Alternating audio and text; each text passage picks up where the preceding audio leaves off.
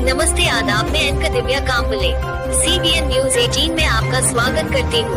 CBN news 18 हर समस्या में आपके साथ, हर खबरों में सच्चाई से आपके पास, क्योंकि हम सच दिखाते हैं।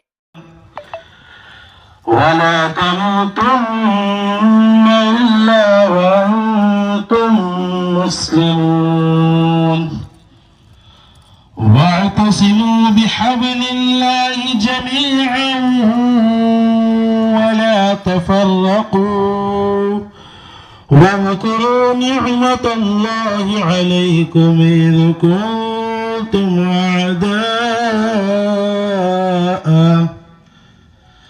أعداء فألف بين قلوبكم فأصبحتم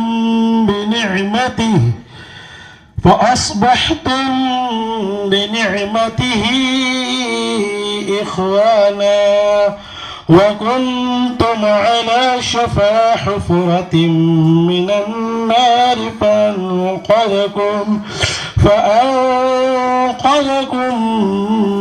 منها كذلك منكم أمة يدعون إلى الخير ويأمرون وأولئك هم يوم تبيض وجوه وتسود وجوه فأما الذين اسودت وجوههم أكفرتم بعد إيمانكم فذوقوا العذاب بما كنتم. تلك آيات الله نتلوها عليك بالحق وما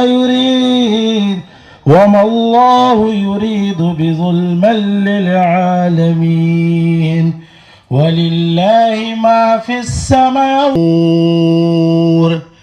صدق الله العظيम. से डरने का हक है। तुमको मौत ना आए मगर इस हाल में कि तुम मुस्लिम हो। सब मिलकर अल्लाह की रस्सी को मजबूती पकड़ लो और तफर्रके में रहना चाहिए, जो नेकी की तरफ बुलाए, भलाई का हुक्म दे और जाता है। जिस तरह हर के लिए एक रहबर का होना ज़रूरी है, जिस तरह एक लश्कर को एक सिपहसालार की ज़रूरत पड़ती है, ठीक इसी तरह किसी भी प्रोग्राम को कामयाब बनाने के लिए एक सदर का होना लाजमी है। तो मैं सर साबिक principal doctor Zakir Hussain Urdu high school को प्रोग्रामी पेश करता हूँ इन अल्फाज के साथ है। तायीद करें। अस्सलाम वालेकुम। अभी असलम सर ने जो इस बज़्म की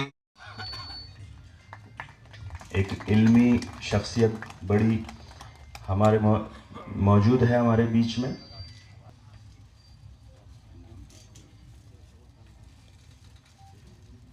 अशरफ कुरैशी साहब जी। इकबाल के बाद वॉलंटियर दूसरा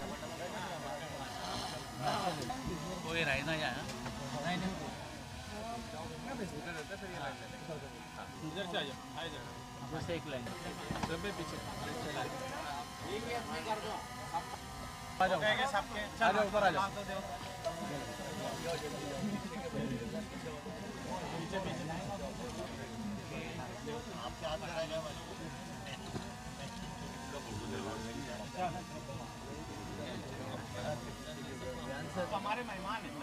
आप मेहमान हैं हमारे। ये कैसा है कि एक तो रह गया तो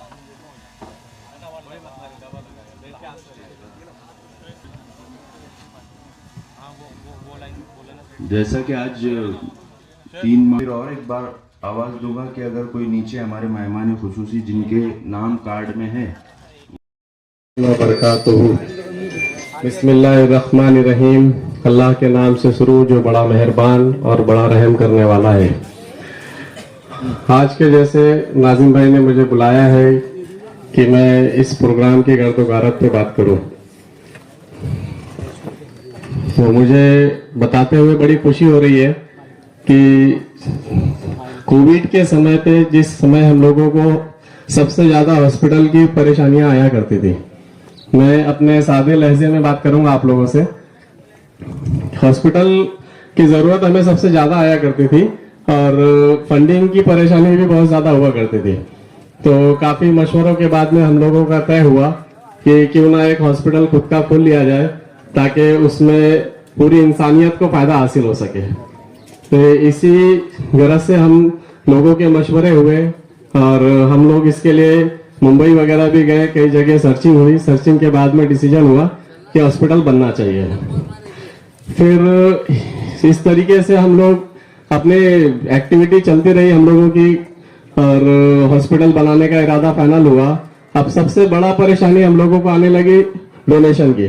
शुरू में तो ताउन भी काफी अच्छा मिला और काफी लोगों ने बढ़ चढ़कर साथ दिया, हिस्सा लिया उसमें और हॉस्पिटल की शुरुआत हो गई। पहले मरहले में जैसे डॉक्टर माजिद सर को बुलाया गया था यहाँ पर और उनके हाथ से संगे बुनियाद का प्रोग्राम रखा गया। फिर हॉस्पिटल का स्टार्ट हुआ। स्टार्ट होने के बाद में धीरे धीरे अपना डोनेशन जैसे जैसे कम होने लगे तो एक बड़ा चैलेंज आने लगा कि फंडिंग का कैसे मामला होगा। और ये बजट भी बहुत बड़ा बजट है, तकरीबन 8 करोड़ के आसपास का बजट था हम लोगों का। काफी मशवरों के बाद में ये डिसीजन हुआ कि क्यों ना हम ऐसा करें कि भुसावल शहर के जितने भी सर्वेंट्स हैं और जितने भी अहले खैर लोग हैं उन लोगों के पास में फर्दन मुलाकात की गई और एक आसान सी स्कीम रखी गई कि क्यों ना आप लोग 1000 रुपए महीना, 2000 रुपए महीना, 5000 रुपए महीना, इस तरीके का स्लो में धीरे धीरे जो फंड आएगा हम लोगों के पास में तो उससे एक बड़ी मदद हासिल हो जाएगी। और अल्हम्दुलिल्लाह भुसावल शहर के काफी टीचर हजरात, सर्वेंट तबका और इस तरीके से जो बिजनेसमैन लोग हैं उन लोगों ने अपना ताउन बढ़ चढ़ कर दिया और आसानी से 2000, 1000, 1500 रुपए किसी को भी मुश्किल नहीं हुई। और एक बड़ा जो चैलेंज था हम लोगों का फंड का वो आसानी से कंप्लीट हुआ। इस तरीके से हम लोग पहले स्लैब दूसरे स्लैब तक पहुंच गए। दूसरे स्लैब के बाद में फिर ये हुआ कि भुसावल के तरफ से जितना भी फंडिंग आना था, लोगों के इंस्टॉलमेंट भी लगभग कंप्लीट होने लगी और अब फंड कहाँ से जमा किया जाए। और परेशानी इस बात की हुआ करती थी कि हम लोगों में से जो भी फाउंडेशन के लोग हैं वो सब साधारण लोग हैं, सबके अपने अपने छोटे मोटे कारोबार है और उस कारोबार के बीच में हम ये एक्टिविटी का काम करते हैं अल्हम्दुलिल्लाह फाउंडेशन का। और लोगों के सामने जाके मांगना, पैसों के लिए हाथ फैलाना, उनके सामने बात करना, हर एक का अपना एटीट्यूड होता है। बहुत से लोग तो बड़ा अच्छा इस्तकबाल करते हैं, वो कहते हैं कि अरे वाह माशाल्लाह आपका बहुत अच्छा कदम है और बड़ी खातिरदारी और बड़े अच्छे से ताउन भी देते हैं। लेकिन बहुत से लोग ऐसे भी हैं जो बिल्कुल नापसंदीदा अमल दिखाते हैं हम लोगों के सामने और वो बड़ा दिलों में तकलीफ होती कि यार हम अपना काम छोड़कर, अपना सब कुछ छोड़कर और इस काम में लगे हुए हैं, लोगों के पास जाओ तो लोगों से पैसे भी नहीं निकलते। और ये इस चीज की बड़ी तकलीफ हुआ करती थी और बार बार हम लोग डिमोटिवेट भी होते थे। लेकिन हमारी टीम के अंदर अल्हम्दुलिल्लाह सलीम सेठ और अशफाक सर जैसे दो चेहरे हैं। मैं हमेशा इसके बारे में यही कहता हूँ कि भुसावल शहर के अंदर ये 2 चेहरे ऐसे हैं कि इनके जैसा दूसरा कोई भी नहीं है, सलीम सेठ और अशफाक सर।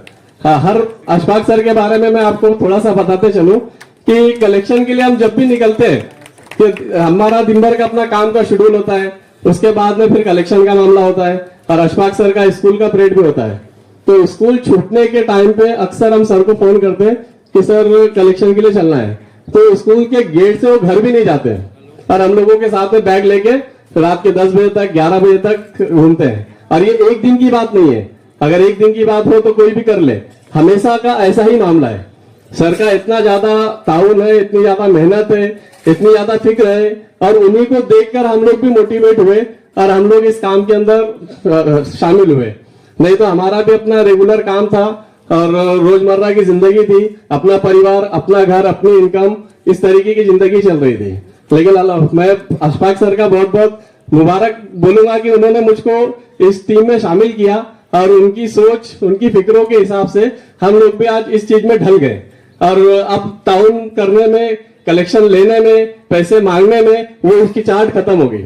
अब ये चीज जहनों में फिट हो गई है कि ये काम अल्लाह वास्ते है और इसके लिए तकलीफें तो उठानी पड़ेगी। तकलीफें उठाएंगे तभी ये काम होगा, चैलेंजेस आएंगे तभी ये काम होगा। ये सारी चीजें जहनों में सेट हो चुकी है और इसी तरीके से फिर हमने काफी मशवरा हुआ और डिसीजन हुआ कि क्यों ना हम जलगांव से जितने भी मोतबर लोग हैं, अल्लाह ने जिनको नवाजा है, जो अहले खैर लोग हैं, उन लोगों को बुलाया जाए और उनके हाथ से स्लैब का प्रोग्राम किया जाए। तो ये एक तरकीब भी बड़ी अच्छी निकली और माशाल्लाह हम लोग अपना वक्त निकालकर जलगांव में लोगों से मिलना, हर एक के पास जाना, हर एक को इनवाइट करना, ये सारे कामों को काफी दौड़ दौड़ करके इस काम को हमने अंजाम दिया और अल्लाह का शुक्र रहा कि वो प्रोग्राम भी काफी कामयाब हुआ। जलगांव से भी काफी लोग आए और उनका भी ताउन रहा और दूसरा स्लैब उनके हाथ से कंप्लीट हुआ। अब फिर ताउन जो भुसावल शहर का था और जलगांव वालों ने कुछ मदद की, जिनकी वजह से आज आप देख रहे हैं कि यहाँ तक का ये हॉस्पिटल खड़ा हो चुका है। फिर उसके बाद में अब फंडिंग की वापस परेशानियां चल रही थी और फिर हमने एक दूसरा मशवरा किया कि क्यों ना एक छोटी स्केल में काम शुरू किया जाए, क्योंकि नेटवर्क बढ़ाना सबसे ज्यादा जरूरी है। हम वही चाहते हैं कि नेटवर्क जितना बड़ा हो जाए काम उतना आसान हो जाएगा। फिर हमने भुसावल शहर के जितने भी छोटी बड़ी दुकान है, अपना जितने भी छोटे कारोबार वाले हैं, उन सभी दुकानों से हम लोगों ने मशवरा किया कि क्यों ना 20 रुपए सिर्फ एक दुकान वालों से लिया जाए, डेली कलेक्शन हो, जहां पर कि 20 रुपए रोज लोगों से लिया जाए। तो इस मामले के लिए भी काफी लोगों ने पसंद किया और जितने भी दुकानदारों के पास में गए, अल्हम्दुलिल्लाह सबने बआसानी इस चीज को कबूल किया कि हाँ ये बड़ा अच्छा काम है, हमको इसमें तकलीफ भी नहीं होगी पैसे देने में और एक कतरा कतरा करके एक बड़ा फंड हमारे पास में आ जाएगा। तो माशाल्लाह ये स्कीम भी हमारी बड़ी अच्छी कामयाब रही और हम लोगों तक पहुंच रहे हैं। 20 रुपीज जो एकदम मिनिमम प्राइस है उसके कलेक्शन को भी हम लोग कर रहे हैं और उसमें भी हमें अच्छी कामयाबी मिल रही है। अब बारी थी प्लास्टर और टाइल्स वगैरह लगाने की, क्योंकि अब जल्द से जल्द हॉस्पिटल को मुकम्मल करना है और उसमें से इंसानियत को फायदा पहुंचाना है, लोग ज्यादा से ज्यादा यहाँ से फायदा हासिल कर सके। तो मशवरा हुआ कि क्यों ना इसमें हिस्सा हर मुसलमानों का लगना चाहिए और इसीलिए हमने डिसीजन लिया कि तमाम अहले खैर जो है हमारे तालुके आसपास के, उन लोगों की एक लिस्ट बनाई जाए, उन लोगों तक पहुंचा जाए, हर एक से मालूमात निकाली गई। फिर उसके लिए भी दौड़ धूप शुरू हुई, लोगों से मिलना, बात करना और उसके बाद में तमाम लोगों ने इस बात में हामी भरी कि ये तो आप लोगों ने बहुत अच्छा डिसीजन लिया, ताकि ऐसे अच्छे काम में हम लोगों का भी कुछ हाथ लगे, हमारा भी हिस्सा लगे। और इसके लिए हम सभी लोगों ने हमें काफी मुबारकबाद दी और काफी खुशनुदी से इस बात को कबूल किया कि हाँ ये बहुत अच्छा फैसला है आप लोगों का, हम लोग इंशाल्लाह जरूर आएंगे। तो उसके बाद में सब लोगों को दावत दी गई और आज अल्हम्दुलिल्लाह आप देख रहे हैं कि ये दिन आप लोगों के आंखों के सामने है और मैं समझता हूं कि यहाँ पर जितने भी भाई लोग आए हुए हैं, अल्लाह की मसलियत है, अल्लाह बेहतर जानता है कि आज उन लोगों से कुछ बड़ा काम लेना है, कुछ अच्छा काम लेना है, जब भी वो लोग यहाँ आ सके। वरना दावतें सबको दी जाती है लेकिन हर एक आदमी नहीं पहुंच पाता। जहाँ हिकमत होती है, जहाँ अल्लाह की मर्जी होती है, वही लोग पहुंचते हैं, नहीं वरना लोग इरादे ही करते हैं। मैं अक्सर कई लोगों के पास में भुसावल शहर में भी जाता हूँ, लोग बातें बड़ी करते हैं कि हम हॉस्पिटल में देना चाहिए, बहुत अच्छा काम है और ये इंसानियत का काम है और ये काम तो कब से हो जाना चाहिए था, हमारे बुजुर्गों ने कुछ किया नहीं, हमारे बड़ों ने कुछ किया नहीं, लेकिन उनसे निकलता नहीं है। अल्लाह ने दिया इतना, उनको इतना दिया है कि वो ऐसे चाहे तो ऐसे ही देते, हॉस्पिटल का एक आधा हिस्सा, पाव हिस्सा वो खुद अपने खर्चे से कंप्लीट करवा सके, लेकिन उनसे निकलता नहीं है। तो मैं कई बार जाने के बाद में यही सोचता हूँ कि हाँ अल्लाह जिससे चाहता है, जिसका पैसा लगाना चाहता है उसी का लगेगा, बंदे के सोचने से नहीं होता। वो सिर्फ सोचता है और बातें करता है लेकिन पैसा नहीं निकलता उससे। पैसा उसी से निकलेगा जहां जिसको अल्लाह पसंद करेगा, जिसका पैसा अल्लाह चाहेगा कि ये अहले खैर में अच्छे काम में लगे, उसी का पैसा इसमें लगेगा।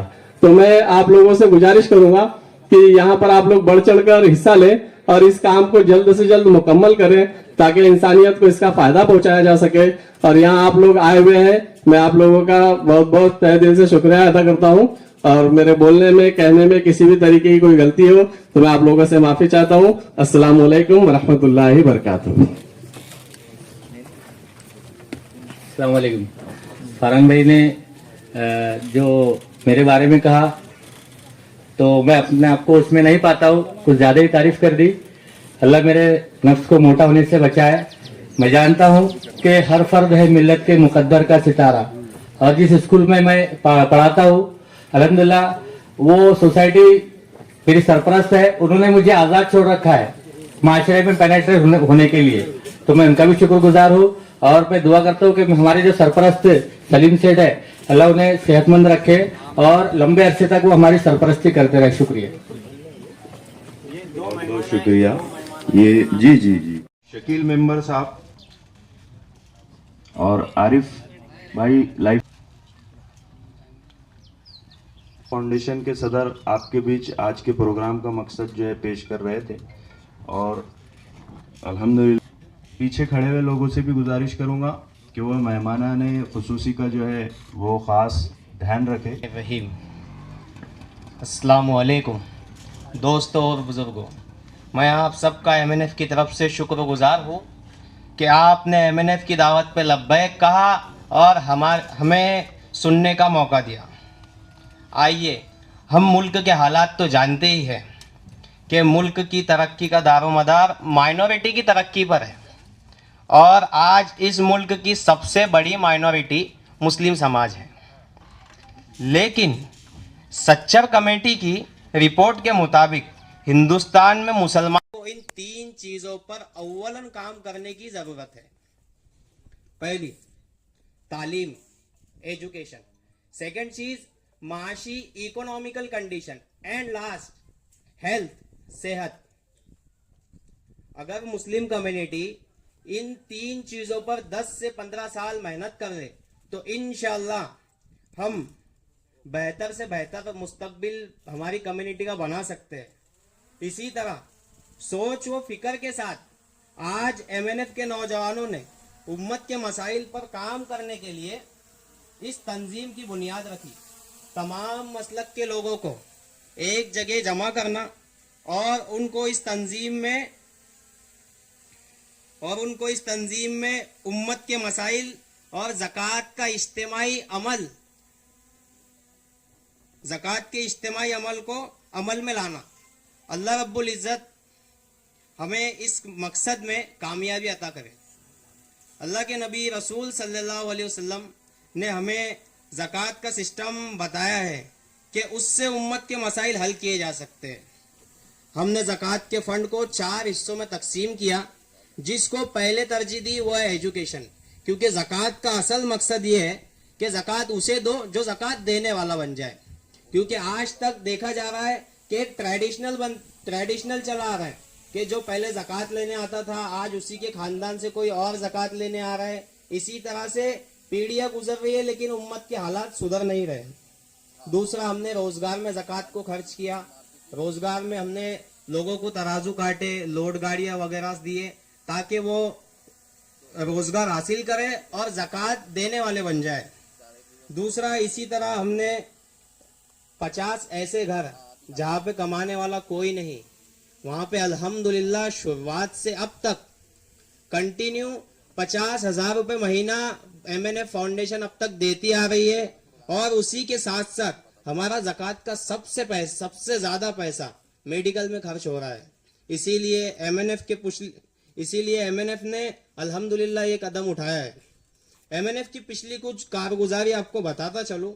शहर में उम्मत पर अजीमुशान जलसा लिया गया जिसको उम्मत को इत्तेहाद का मैसेज दिया गया, और उसी के बाद अल्हम्दुलिल्लाह 300 से जायद ज़रूरतमंद मेडिकल पेशेंट को इमदाद दी गई। उसी के साथ साथ जब हमने हमारा डेटा एनालाइज किया कि हमने 72 स्टूडेंट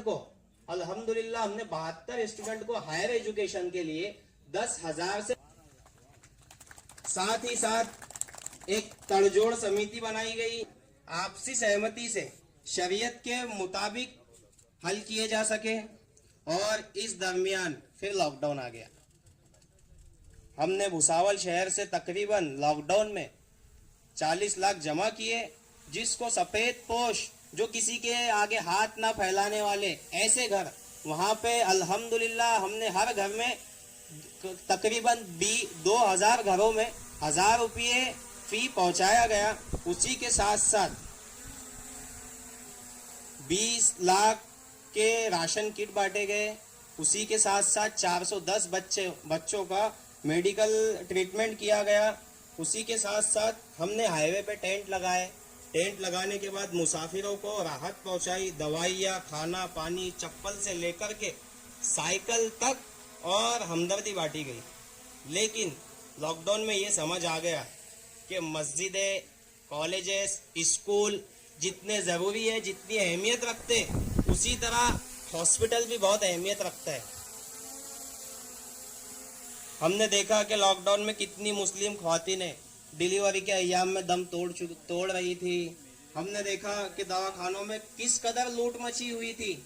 हमने देखा कि गरीब घरों में पैसे न होने की वजह से दम तोड़ रहे थे।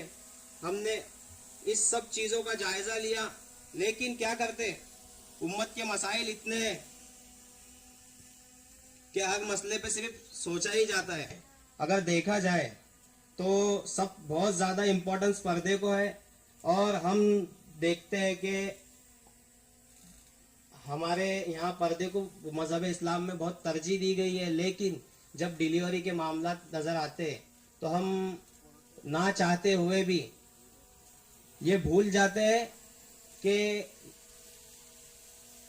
हम लोग चाहते हुए भी ये याद रखते हैं बस कि जान बचाना फर्ज है, लेकिन ये याद नहीं रखते कि इल्म को हासिल करना हर मर्द औरत पर फर्ज है। अगर हम ये याद रखें कि इल्म को हासिल करना हर मर्द औरत पर फर्ज है, तो इंशाल्लाह हमारी बेटियां गायनेकोलॉजिस्ट दाइया बन के सामने आएगी, और इंशाल्लाह ये मसाइल के हल आसानी से निकलेंगे। काम किए, और आपको बताता महसूस होती है कि हमारी माँ बहनें फाइलें लेकर के हॉस्पिटल की बैठी हुई है, और ये हमारा भी एक हॉस्पिटल होता। इसी वजह से मुस्लिम नुमाइंदा फाउंडेशन ने एक बड़ा फैसला लिया कि क्यों ना उम्मत का ऐसा एक हॉस्पिटल बना जाए जो कम से कम अपने 70 किलोमीटर के रेडियस में ज्यादा से ज्यादा फायदा पहुंचाए। फिर टीम ने इसका सलाह कर, तो इनकलाब की आमद का इंतजार न कर, जो हो सके खुद ही इनकलाब पैदा कर। जब हमने सर्वे किया पूरे जिले का, तो लगभग जिले की आबादी 8 लाख के आसपास है, और जिले में 700 से ज्यादा मस्जिदें हैं, जिसकी इनिशियल कॉस्ट अगर निकाली जाए तो 1800 करोड़ से ज्यादा है। तो ये समझ में आया कि ये उम्मत जब 1800 करोड़ की मस्जिदें बना सकती है पूरे जिले में, तो क्या हम 8 करोड़ का हॉस्पिटल सकते क्या?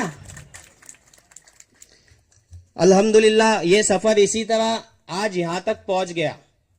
उसके बाद हम लोगों ने, आपको बता दूं कि जो ज़कात का फर्ज रखते, और इंशाल्लाह बहुत जल्द सीए से 3 साल का हमारा ऑडिट रिपोर्ट आ जाएगा, और इंशाल्लाह वेबसाइट पे अपलोड किया जाएगा। फुल ट्रांसपेरेंसी के साथ हमारा काम है। आप लोग इंशाल्लाह वेबसाइट पे विजिट करके डिटेल्स देख सकते हैं। उसी के बहुत बहुत शुक्रिया, ये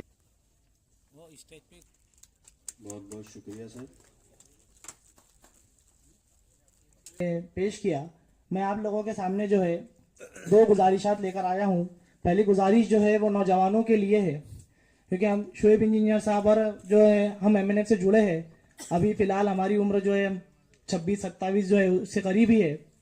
तो मैं पहली गुजारिश जो नौजवानों के लिए लेकर आया हूँ वो ये है कि जिस तरह अल्लामा इकबाल ने फरमाया कि उकाबी रूह जब बेदार होती है जवानों में, उकाबी रूह जब बेदार होती है जवानों में, नजर आती है उनको अपनी मंजिल आसमानों में। आप सब लोग इस बात को बेहतर तौर पर जानते हैं कि इस दुनिया में जितनी भी मर्तबा इनकलाब आया है वो नौजवानों की वजह से आया है। जब भी कोई सल्तनत पलटी है, कोई सल्तनत कायम हुई है, और जो भी तारीख बनी है वो नौजवानों के जरिए ही हुई है। तो यहाँ पर मौजूद जो नौजवान लोग हैं उनसे मेरी गुजारिश है कि आप लोगों की हमको सख्त ज़रूरत है, आप लोग हमारा साथ दें। दूसरी गुजारिश हमारे उन बुजुर्ग लोगों के लिए है जिनके पास पूरी ज़िंदगी भर का तजुर्बा है। तो आप लोगों से गुजारिश है कि आपका तजुर्बा आप हमारे से शेयर करें, नौजवानों से शेयर करें, नौजवानों को आगे करें, और उनकी बेहतर तौर पे जो है बेहतरीन अंदाज में जो है सरपरस्ती करें। यह आप लोगों के सामने 2 गुजारिश है। जो जिम्मेदारी मुझे दी गई थी मैं उस तरफ बढ़ता हूँ। हमारे शहर भुसावल के अंदर जो है उर्दू मीडियम स्कूल है, और अल्हम्दुलिल्लाह वहाँ का निज़ाम तालीम बहुत बेहतर है। हमारे इसी भुसावल शहर से एक लड़का, एक बच्चा जिसके MNF ने बेहतरीन जो है वो मदद की अल्लाह के फजल करम से, जिसने उर्दू मीडियम स्कूल से जो है BZ स्कूल से जो तालीम हासिल की, उसके बाद जो है BSc फिज़िक्स में एडमिशन लिया। उस लड़के का जो है ख्वाब था कि वो IAS ऑफिसर बने। उसने 12वीं के बाद जो है तैयारी शुरू की, BSc फिज़िक्स में एडमिशन लिया, और BSc फिज़िक्स का जो उसका आखिरी पेपर था, फाइनल ईयर का फाइनल पेपर, उसके बाद उसके वालिद साहब का जो है कैंसर की वजह से जो है इंतकाल हो गया। उसके बावजूद भी उस बच्चे ने जो है पूरे की पूरे डिस्ट्रिक्ट में BSc फिज़िक्स में जो है फर्स्ट प्राइज जो है, पहला इनाम जो है हासिल किया, पहला मकाम हासिल किया। मामला यहाँ तक रुका। उसके बाद जो कुछ भी मसाइल थे, क्योंकि वालिद का साया सर से उठने के बाद जो है कुछ बचता नहीं है, उसके बाद MNF से जो है इसको सपोर्ट मिला और अल्हम्दुलिल्लाह जो है पिछले कुछ दिनों में वक्फ बोर्ड ऑफिसर की जो है जो पोस्टिंग जो है वो निकली थी, ऑफिसर्स की 25 ऑफिसर्स की पोस्टिंग निकली थी। औरंगाबाद महाराष्ट्र स्टेट ने जो है पेपर लिया था वक्फ बोर्ड ऑफिसर करके। तो MNF ने उस बंदे जो बच्चा है उसको दिल्ली जो है पढ़ने के लिए भेजा था कि UPSC के क्लासेस वगैरह जो है उस लड़के ने अपनी बोलेंगे इल्मी सलाहियत की बुनियाद के ऊपर वो क्लासेस के अंदर जो है एडमिशन लिया, जहाँ पर फ्री ऑफ कॉस्ट जो है पढ़ाया जाता है। और बाकी जो वहाँ कुछ मामूली खर्चे थे रहने के वो MNF के जिम्मे थे और MNF ने अल्हम्दुलिल्लाह खुश असलोबी से जो है उसको पूरा किया। तो बात ये थी कि कुछ दिनों पहले वक्फ बोर्ड ऑफिसर की पोस्ट निकली थी और वक्फ बोर्ड ऑफिसर का जब वो बच्चे ने पेपर दिया तो अल्हम्दुलिल्लाह आप सब लोगों की बुजुर्गों की दुआओं से पूरे के पूरे महाराष्ट्र के अंदर उस बच्चे ने दूसरा मकाम हासिल किया। तो मैं यहाँ पर आवाज देता हूँ कि हमारे जो महफिल रौनक है और महफिल सदर है अब्दुल रऊफ सर और यूसुफ सेठ साहब कि वो आए और उस बच्चे की हौसला अफजाई करें। मैं आसिम शेख अब्दुल सत्तार से गुजारिश करता हूँ कि वो आए स्टेज पे और इन लोगों के सामने। और ये बात यही नहीं रुकी सर, MSc फिजिक्स के अंदर 94% से इसने फिर डिस्ट्रिक्ट में टॉप किया और सबसे कम उम्र जो है अभी 24 साल की उम्र में अल्हम्दुलिल्लाह जो है वक्फ बोर्ड ऑफिसर 29 फरवरी को ये अपॉइंट हुआ, 1 मार्च को as a Waqf board officer इसने जो है। मुझे तकरीर तो नहीं आती लेकिन यहाँ के लोगों की तकरीर सुन के मुझे भी जज्बा आ गया। मैं सिर्फ इतना बोलना चाहता हूँ कि आप लोग जब बाहर, आपकी टीम जो फैजपुर सौदापुर जिले में घूमी और आप लोगों ने हम लोग को यहाँ बुलाया, तो ऐसे कई प्रोग्राम में कई बार उद्घाटन हुए और कभी बने नहीं, लेकिन तुमने बुलाया, हमको देखने मिला कि नहीं तुमने पहले कुछ बना के खड़ा कर दिया, तो हम लोग में जज्बा आ गया। और मेरा सिर्फ इतना कहना है कि देखो मुसलमान जो है ना आमदार बन सकता ना खासदार बन सकता, लेकिन कलेक्टर बन सकता है, इंजीनियर बन सकता है, SP बन सकता है। अपने बच्चों को ज़्यादा से ज़्यादा पढ़ाओ। मैं भी रिक्शा चलाता था, मेरा बच्चा MBBS को फर्स्ट ईयर के अंदर है। मैंने कोरोना में जो हालात देखा मुसलमानों के, तो मैंने कुछ भी करना पड़े लेकिन मैं मेरे बच्चे को डॉक्टर बनाऊंगा। तो मैं भी चाहता हूँ सबसे कि मैं मुसलमान सिर्फ अपने बच्चों को पढ़ाए, तो हमें कोई आमदार खासदार बनने की ज़रूरत नहीं, हम लोग बड़े बड़े ऑफिसर बन गए वही काफ़ी है। और मैं अपने तरफ से 100 सीमेंट की थैली आप जब बोले तब भेजने के लिए तैयार है। नहीं कुछ बोलने के लिए बचा मेरे बारे में, लेकिन फिर भी कुछ बातें थी जो मेरे दिल में थी। मैं कुछ वो लिख के लाया था घर से, शायद बोलने का मौका मिले तो बोल दूंगा। तो मैं आप सबके सामने पेश करना चाहूँगा, प्लीज़ समझ फरमाए। सबसे पहले तो मुस्लिम नुमाइंदा फाउंडेशन का मैं बहुत बहुत शुक्रगुजार हूँ कि इतनी बड़ी महफिल में और इतने बड़े मौके पर मुझे बोलने का मौका दिया। मैं इसके लिए बहुत बहुत शुक्र अदा करता हूँ सभी का। और एक मुख्तसरन बोलते चलूँ, जैसे रेहान सर ने बता दी ऑलरेडी कि जब मैं BSc के फाइनल ईयर में था 2020 में सन, तो फाइनल पेपर से पहले मेरे वालिद साहब का इंतकाल हुआ। उसके बाद वालिद साहब का ही सपना था, मैं जब ये जर्नी स्टार्ट किया तो उन्हीं का सपना था कि मैं UPSC MPSC का ट्राई करूँ और ऑफिसर बन के दिखाऊँ और कौम की और देश की खिदमत करूँ। लेकिन हुआ यूँ कि उनका बीच में वो साथ छोड़ के चले गए, तो उस टाइम पे ऐसा लगा कि शायद ये सपना मेरा अब चकनाचूर हो गया और मैंने अपने आप को बहुत सारी मायूसियों के बादलों में घिरा हुआ पाया। लेकिन उस वक्त अब क्या है, अल्लाह ताला को कुछ और ही मंजूर था। अल्लाह ताला ने रेहान जैसा दोस्त मुझे अता किया और उसके ज़रिए मैं MNF से मिला। उसने MNF से मेरी मुलाकात करवाई और उसी बीच हुआ यूँ कि दिल्ली में जो जामिया हमदर्द वगैरह के जो RCA के एग्ज़ाम होते हैं उसमें मैं दिया, जिसमें नेशनल लेवल स्कॉलरशिप में ऑल इंडिया से 100 बच्चे सिलेक्ट किए जाते, उसमें अल्हम्दुलिल्लाह मेरा सिलेक्शन हुआ। लेकिन उसके बाद भी वो फ्री ऑफ कॉस्ट हो जाता, लेकिन उसके बाद भी जो रहने के वहाँ पे खर्चे आते, उस टाइम पे इतनी सलाहियत नहीं थी कि मैं खुद से और ये कर पाऊँ, क्योंकि घर का मैं एक सबसे बड़ा बेटा भी हूँ, तो ऊपर से किसी का साया बहुत ज़्यादा था नहीं। तो उस टाइम पे बहुत सारी परेशानियाँ थी, लेकिन उस टाइम पे बहुत से लोगों ने मेरी मदद की और साथ ही साथ सबसे बड़ा कंट्रीब्यूशन MNF से मुझे मिला वहाँ पे। और उनके बेस पर मैं 2022 में दिल्ली में गया। वहाँ से अल्हम्दुलिल्लाह मैंने UPSC के 2 अटेम्प्ट दिए, जिसमें सेकंड अटेम्प्ट में मैंने UPSC का प्रीलिम्स क्लियर किया और उसके बाद मैंने फिर UPSC का मेंस भी दिया और इस तरह से मेरी जर्नी कंटिन्यू रही। लेकिन बीच ही में महाराष्ट्र स्टेट वक्फ बोर्ड के एग्ज़ाम जो हुए उसमें अल्हम्दुलिल्लाह मैंने महाराष्ट्र में सेकंड रैंक हासिल की और इसके साथ साथ मैं ये बोलना चाहूँगा कि दुनिया की ये सबसे बड़ी सच्चाई है कि सच्चे दोस्त का मिलना इस दुनिया में सबसे बड़ी अल्लाह की मेरी नेमत ऐसा लगता है मुझे। और ये दोस्ती जो है मुझे रेहान और MNF की सूरत में मिली कि इतने बड़े दो हमदर्द, रेहान तो मेरा बचपन का दोस्त है, लेकिन साथ ही साथ जो MNF जो मेरा हमदर्द बन के यहाँ पे खड़ा हुआ, उसका एहसान मैं जिंदगी भर नहीं बोल पाऊंगा, ये मेरा वादा है आपसे। और इसके साथ साथ जो है मैं ये भी बोलना चाहूँगा कि MNF ने हमेशा सिर्फ फाइनेंशियल मदद तो मेरी की, लेकिन जब जब मैं भुसावल आया करता था तब वो हमेशा, जैसे 2 अटेम्प्ट में मेरा UPSC क्लियर नहीं हो पाया था, तो हर बार वो मुझसे पर्सनली मिलते, हमेशा बोलते अरे बेटा कोई बात नहीं तू करता रहे। और ऐसे करते करते अल्हम्दुलिल्लाह मैं यहाँ तक पहुँच पाया। और बहुत कम तैयारी में, मतलब वर्क ऑफिसर का मैं स्पेशली पढ़ाई नहीं कर रहा था, UPSC की मेरी स्पेशल पढ़ाई चल रही थी, और इसी में समझो 20-25 दिन या 1 महीना पकड़ लो, इसमें मैं अल्हम्दुलिल्लाह तैयारी करके इस एग्जाम को क्लियर कर पाया।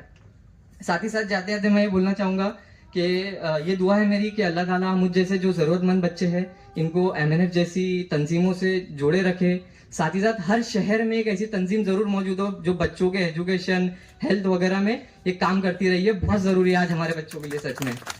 और ऐसे बहुत सारे बच्चे जो मेरे साथ थे, वो लोग सच में ये सुनते थे कि मैं इस तंजीम के जरिए वहाँ पहुँचा हूँ, तो सच्ची में वो लोग एकदम इमोशनल हो जाया करते थे और बहुत मुझे दुआएं दिया करते थे। और मेरे घर वालों को भी MNF की तरफ से बहुत दुआएं है, और आप सभी का मैं शुक्रिया अदा करूँगा। और जाते जाते बस एक छोटा सा ऐलान करना चाहूँगा कि अल्लाह ताला ने अब मुझे एक कामयाबी दी है, छोटी जैसी भी कामयाबी दी है, और मुझे एक सलाहियत दी है कि मैं कुछ कर पाऊँ।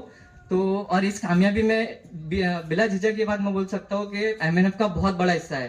तो जाते जाते मैं इस स्टेज से एक ऐलान करना चाहता हूँ कि जैसे जैसे मैं, अभी तो शुरुआत है, इंशाल्लाह फाइनेंशियली जैसे जैसे मैं सस्टेनेबल होता जाऊँगा, तो मेरा इरादा है कि मैं अपनी तरफ से इंशाल्लाह हॉस्पिटल के फंड में 1 लाख रुपए का ऐलान करता हूँ।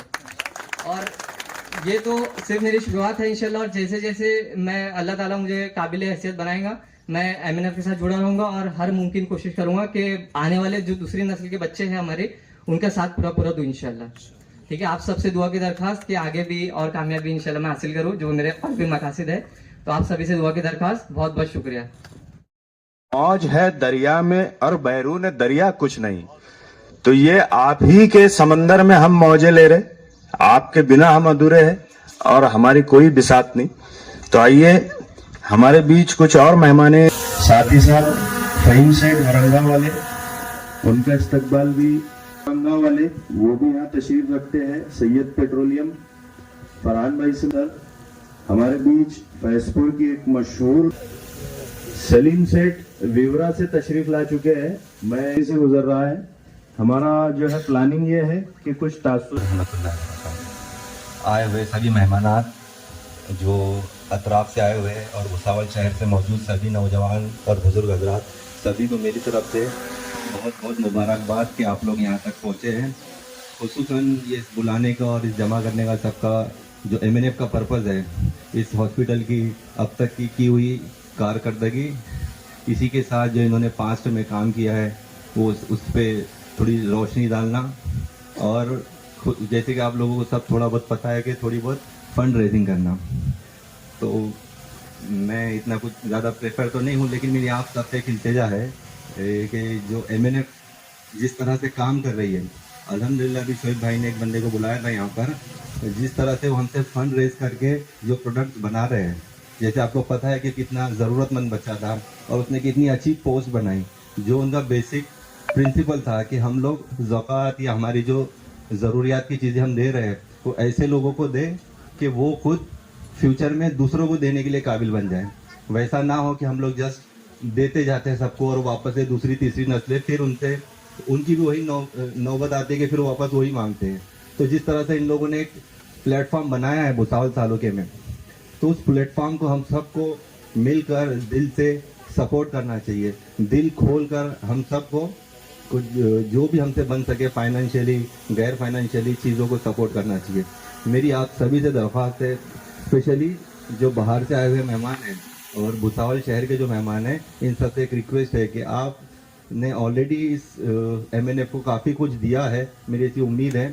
इसके अलावा एक उम्मीद जो मैं आपसे रखता हूँ कि इसके अलावा आप दूसरे मरहले में भी इनका भरपूर ताउन करें। मेरी ऐसी अंदर से सोच है कि हम सब की जो ज़िंदगी चलती है खुसूसन वो चलती है हमारी नीयतों पे। अगर हम सब की नीयत ये है कि हम लोग इस दवाखाने को मुकम्मल करें, पूरी तरह कंप्लीट करें। तो दिल में बस नियत बनाए रखें कि इंशाल्लाह ये दवाखाना हमको अगले रमज़ान से पहले पहले मुकम्मल करना है। तो इंशाल्लाह अल्लाह इसमें असबाब पैदा करेगा और इस दवाखाने को मुकम्मल तरीके से कंप्लीट करने में आसानी होगी। जैसे कि हम लोग मस्जिद में जाते हैं, तो मस्जिद में नमाज पढ़ने के लिए अगर 5000 लोग रहे, 500 लोग हैं, तो उन 500 लोगों को अल्लाह हर एक को सवाब अलग अलग देता है। ऐसा नहीं है कि जो एक को मिलेगा दूसरे को वही मिलेगा, क्योंकि हर एक की मांगने की और इबादत करने का तसव्वुरात अलग होता है।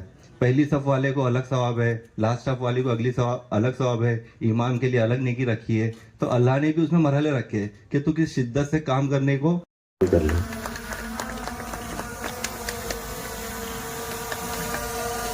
हौसला अफजाई की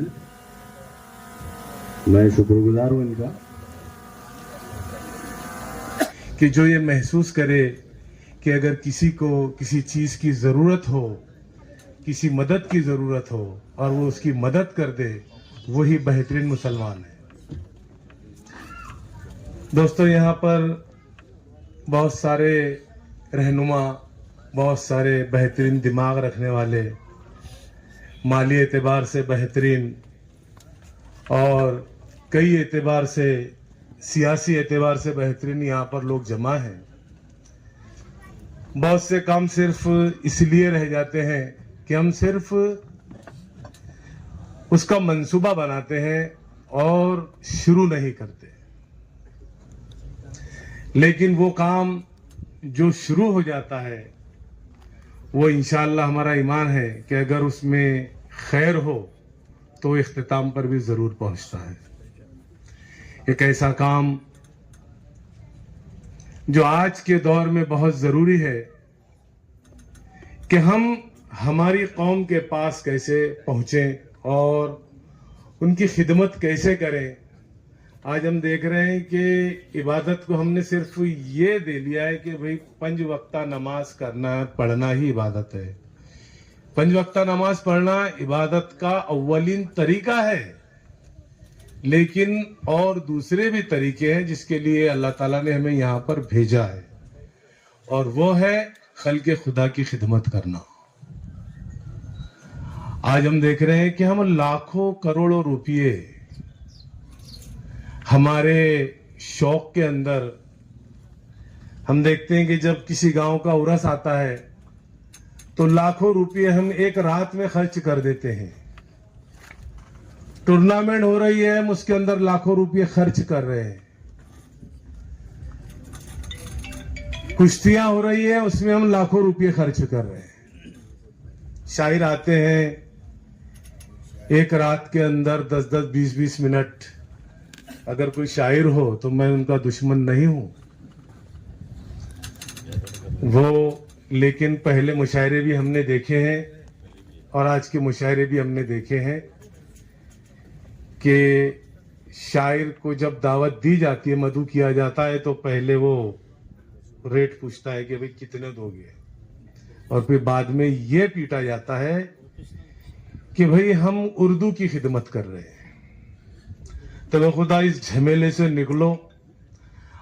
लगे तो ये देखो, तुम अगर 2-3 साल तक ये कव्वाली, मुशायरे, टूर्नामेंट, कुश्तियां सब बंद करो, कसम खुदा की, कौम का 1 रुपये का भी नुकसान नहीं होने का, फायदा होगा।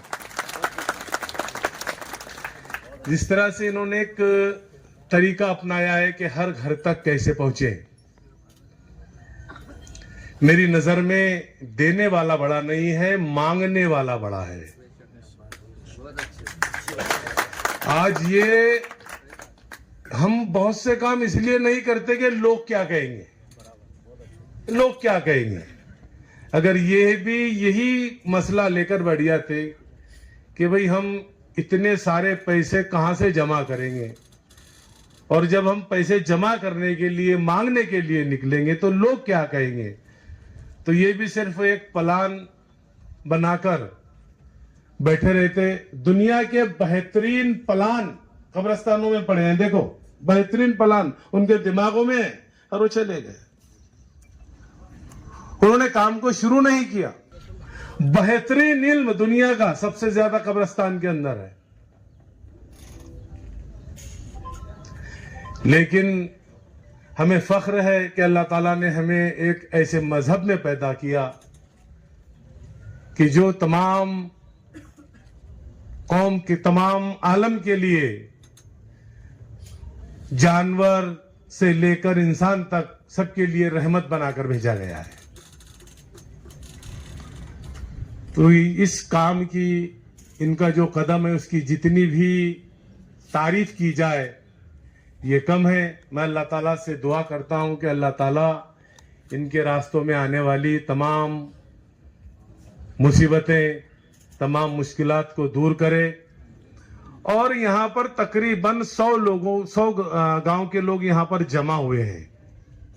तो जिस तरह से इन्होंने यहाँ से 20 रुपये दुकान शुरू किया है, अगर हम ये जिम्मेदारी ले लें कि हम हमारे गांव से 10 रुपये दुकान भी लेंगे, ये रोजाना लेते हैं, अगर हम हफ्ते के 50 रुपये अगर एक दुकानदार से लें, मुसलमानों के अंदर हमारे इतने टीचर हैं, अगर हम ये सोच लें कि हम हर महीने 500 रुपये, सिर्फ महीने के 500 रुपये, साहब आता है इंस्पेक्शन के, मुझे मालूम है 5-4 हज़ार रुपये लेकर चले आता है, कोई हमारे लिए कोई बड़ी बात नहीं है।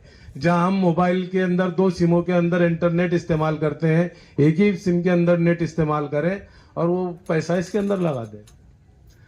तो मैं भी इंशाल्लाह कोशिश करूंगा कि मारूल से अल्लाह ताला मुझसे क्या काम लेगा और मैं अपने आप को किस हद तक आपसे जोड़ सकता हूं, लेकिन मैं आपसे जुड़ गया ऐसा मैं जाहिर करता हूं।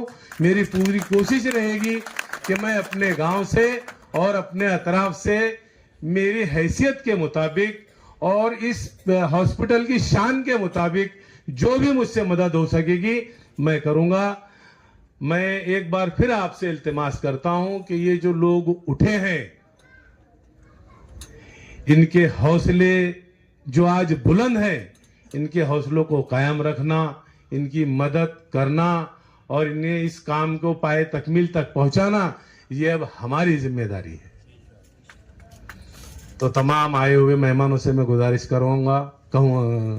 करता हूं कि हम अपने इलाके से, हमारे गांव से, जो भी जिस तरह भी इन्होंने एक आइडिया दी कि कैसे पैसे जमा करना, तो हमने मसाजिद में कैद कर रख दिया है, जबकि तारीख की पूरी दुनिया पर हुकूमतें मसाजिद से चली है।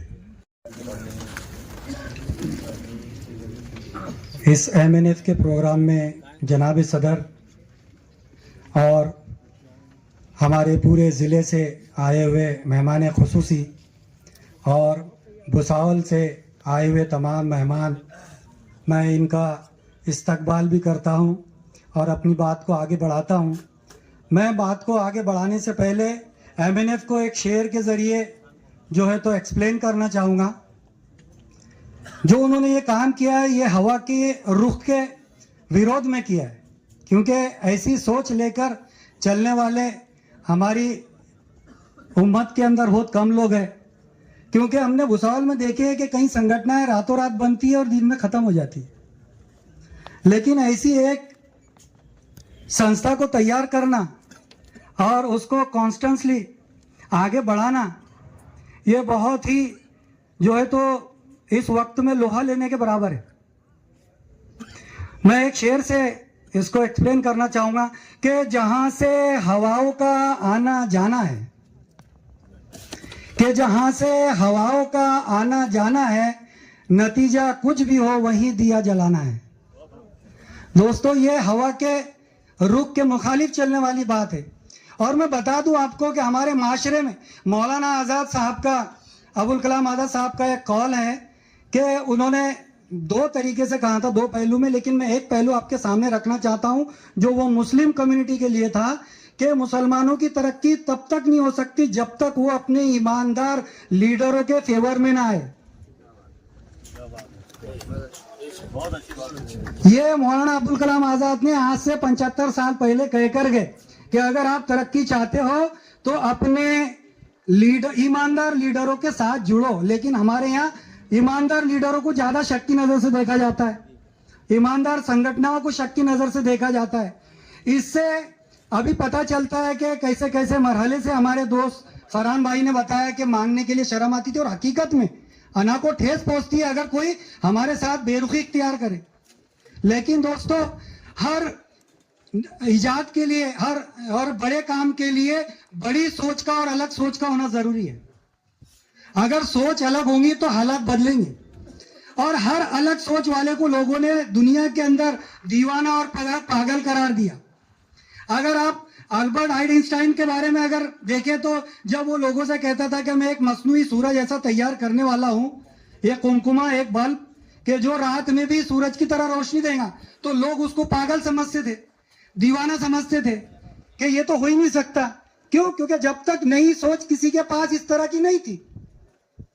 ऐसे ही हॉस्पिटल है, फिर जब वो बल्ब बन गया तो फिर तासुरात ये आने लगे कि भाई इसने बना लिया लेकिन इसको खरीदेगा कौन। फिर जब खरीदने लगे तो बोले अब इसको चलाएगा कौन, बिजली तो नहीं है। तो इस तरीके से जो है माशरे के अंदर एमएनएफ के लिए भी इसी तरीके के सवालात हमने मार्केट के अंदर सुने, इस तरह के मशकूक सवालात कि ये बन जाएगा तो फिर चलेगा कैसे, या फिर बनेगा ही नहीं। यानी हमारी सारी एनर्जी निगेटिव सवालात के अंदर सर्फ हो रही। लेकिन दोस्तों, ये जो इतनी ह्यूज बिल्डरशिप जो इन्होंने बताई है, ये जो इतना बड़ा कंस्ट्रक्शन बनाया है, ये एक नई सोच का नतीजा है, एक नई सोच का नतीजा। और हमारी सख्त जरूरत है, जैसा सतर समिति की जो रिपोर्ट है, अब्दुल रहमान कमीशन है, दोस्तों ये हमको बता रहे कि हम पिछड़े हुए हैं, यकीनन हम पिछड़े हुए हैं, लेकिन ये बीमारी बता रहे, ये बीमारी के सिम्टम्स है। लेकिन इसका इलाज ये है कि इसके ऊपर हमको अमल करना पड़ेगा, जो भी चीजों से, जैसे एजुकेशन है, फाइनेंशियल हमारी जो हालात है, जो मेडिकल जो सेवाएं हैं, इसके अंदर हमको आगे आना पड़ेगा। और दोस्तों, मैं पूरी टीम को जो है मुबारकबाद देना चाहता हूं, और उनकी हिम्मत को और उनके जो है तो सब्र तहम्मुल को, कि वो लगातार लगे हुए हैं हर तरह की मुसीबतें आने के बावजूद। और इस ताल्लुक से मेरी 1-2 दिन पहले अशफाक सर से बात हुई तो उन्होंने बताया कि अजाइम में और भी चीजें शुमार होने वाली है, जिसमें जो है तो नर्सिंग के कोर्सेस शुरू किए जाने वाले हैं, ताकि वही जो कोर्स करने वाले लोग हैं वो इसी हॉस्पिटल के अंदर अपनी खिदमत अंजाम देंगे। और जो है तो फार्मासिस्ट लाइन से भी यहाँ पे फार्मेसी, डी फार्मेसी और एम फार्म ऐसी कॉलेजेस का भी जो है तो फ्यूचर में प्लानिंग है इनका। दोस्तों, हमारे यहाँ पे जो मामला थे, चाय की दुकान पे, पान की टपरी पे, हम जो है तो ईरान, इराक, दिल्ली यहाँ की जो है तो बहस करते हैं, वहीं हम सरकार बना देते हैं, वहीं गिरा देते हैं और घर जाके सो जाते हैं। ना उस बहस से अपनी जात को कोई फायदा है, ना ही उम्मत को कोई फायदा है।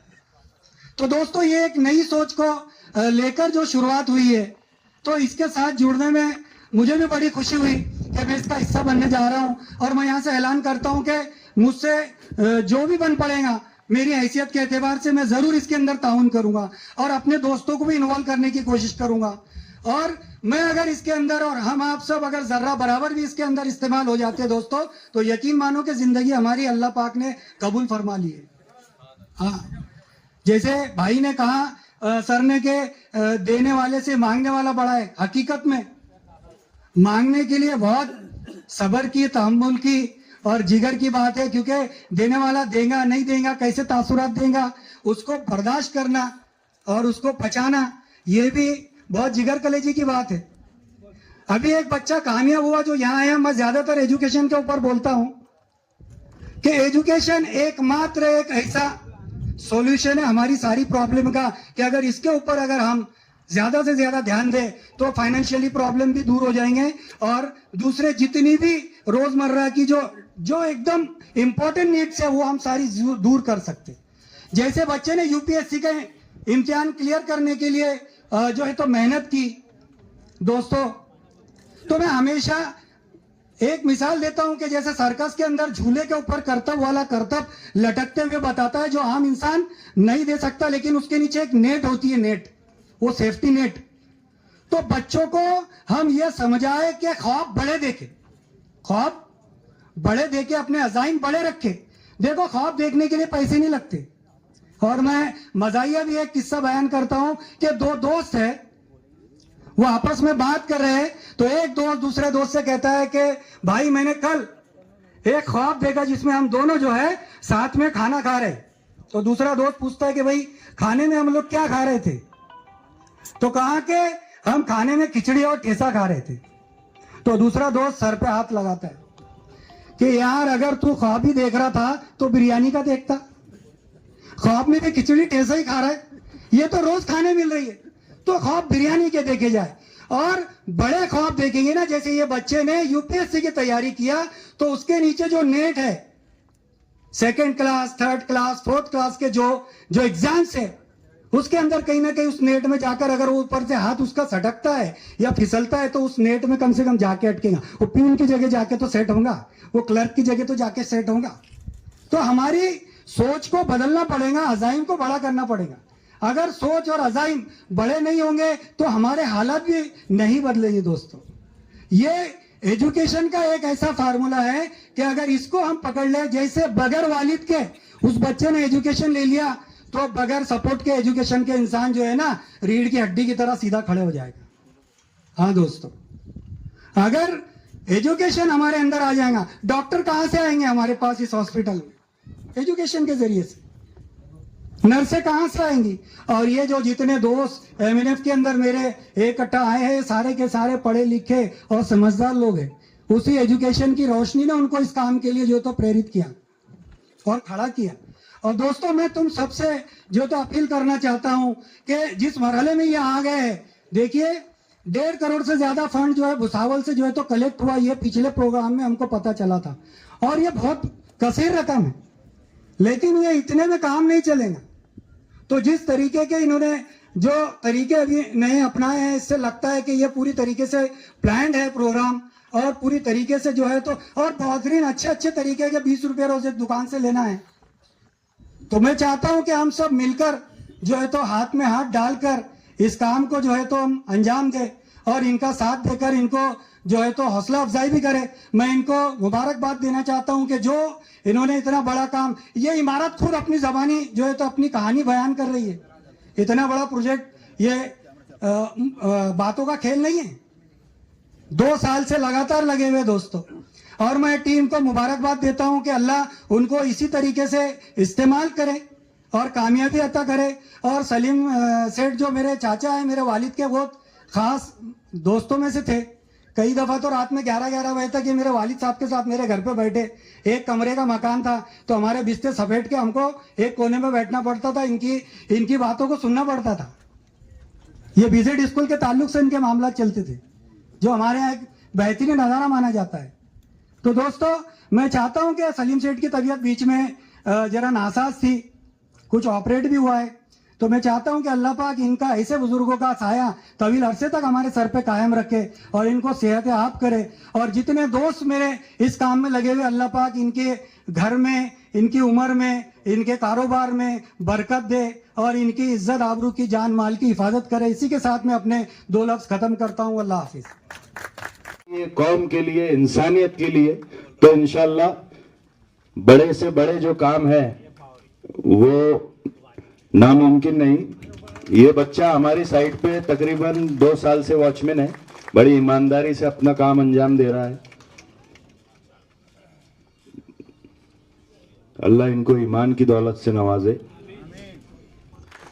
के बाद में कम से कम हफ्ते में 1 दिन जो है यहाँ पर आपको दूंगी। वो साथ ही साथ जैसे किसी ने प्लास्टिक सर्जरी का बताया, तो हमारे साथ कुमैल, सैयद, सरफराज आलम 2 प्लास्टिक सर्जन मुंबई से जुड़े हैं, जो हमारे प्रोग्राम में भी पहले प्रोग्राम्स में आ चुके हैं। और उन्होंने भी वादा किया है कि आप जब भी बुलाएंगे, महीने में बुलाओ, 15 दिन में बुलाओ, हम इंशाल्लाह प्लास्टिक सर्जरी के लिए आपके यहाँ भुसावल आएंगे और सिर्फ हम किराए के ऊपर आपका काम करेंगे इंशाल्लाह। तो है अगले नाम के लिए मैं स्टेज से एहसान भाई, जो एक मोटिवेशनल स्पीकर है, मैस्को नामी एक ट्रस्ट है मुंबई में, उसमें कई साल अपनी सर्विसेज दे चुके हैं और इस सोशल सर्विसेज फील्ड के माहिर जाने जाते हैं। इन्हें आवाज़ दूंगा कि वो आए और अपने तासुरात पेश करें। जज़ाकल्लाहु खैर। औज़ुबिल्लाहि मिनश शैतानिर रजीम। बिस्मिल्लाहिर रहमानिर रहीम। स्टेज पे तशरीफ़ फरमा गेस्ट, अलग अलग मुकामा से आए मेहमान और यहाँ के मुकामी हजरात और इस MMNF के ज़िम्मेदारान मेरे दोस्त अहबाब, अस्सलाम वालेकुम वरहमतुल्लाहि वबरकातुहू।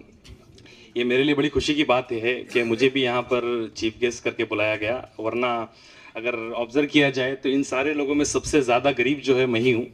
लेकिन अल्हम्दुलिल्लाह अल्लाह का शुक्र है कि इतनी इज़्ज़त सलीम अंकल ने मुझे दी, नाजिम सर, अशफाक सर ने यहाँ पर बख्शी।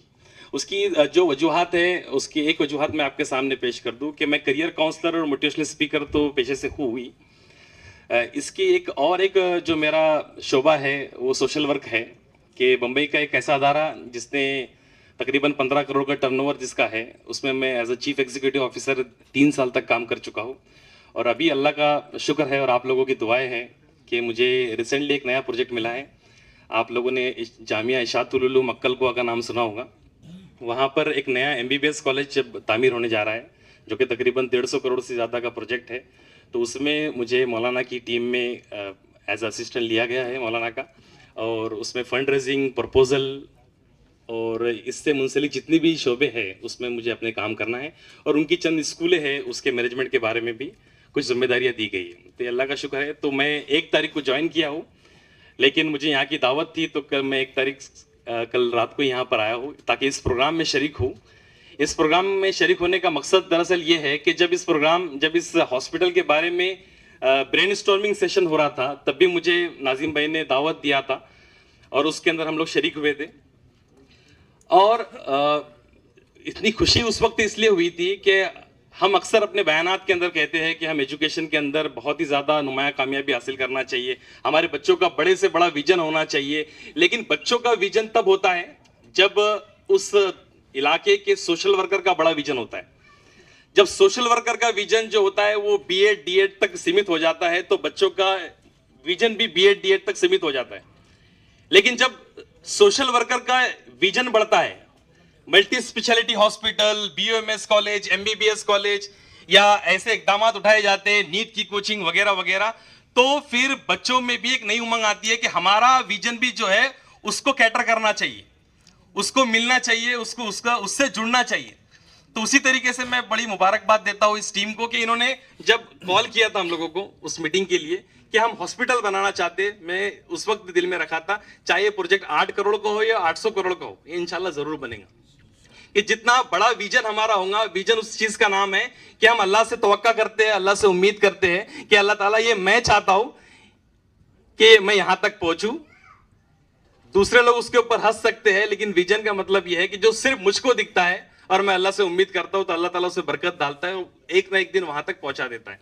तो 800 करोड़ क्या, ये 8 करोड़ तो बहुत चिंदी चीज है। और मुसलमानों के लिए खासतौर पर, मुसलमान एक ऐसी कौम है जो चैरिटी के लिए बनी हुई है, जिसके अजीम जो मकसद है, जो 5 पिलर्स है उसमें से भी एक चैरिटी है। तो इसीलिए मुसलमानों के लिए ये 8 करोड़ रुपए जमा करना, 8 करोड़ रुपए इकट्ठा करना कोई बड़ी बात नहीं है। मैं ये नहीं कह रहा हूं आपको कि जो दूसरे दिगर काम है हमारे वो बंद कर दिए जाए, वो हमारा आखिरत का जखेरा है, आखिरत का हमारा सरमाया है। हम उसके साथ साथ भी मुसलमानों की इतनी ताकत है कि ये 8 करोड़ रुपए जमा करना कोई बड़ी बात नहीं है। इसलिए क्योंकि हमें हमारे अदारे और हमारे इंस्टीट्यूशन और हमारे पैरों पे खड़ा होने की बहुत जरूरत है।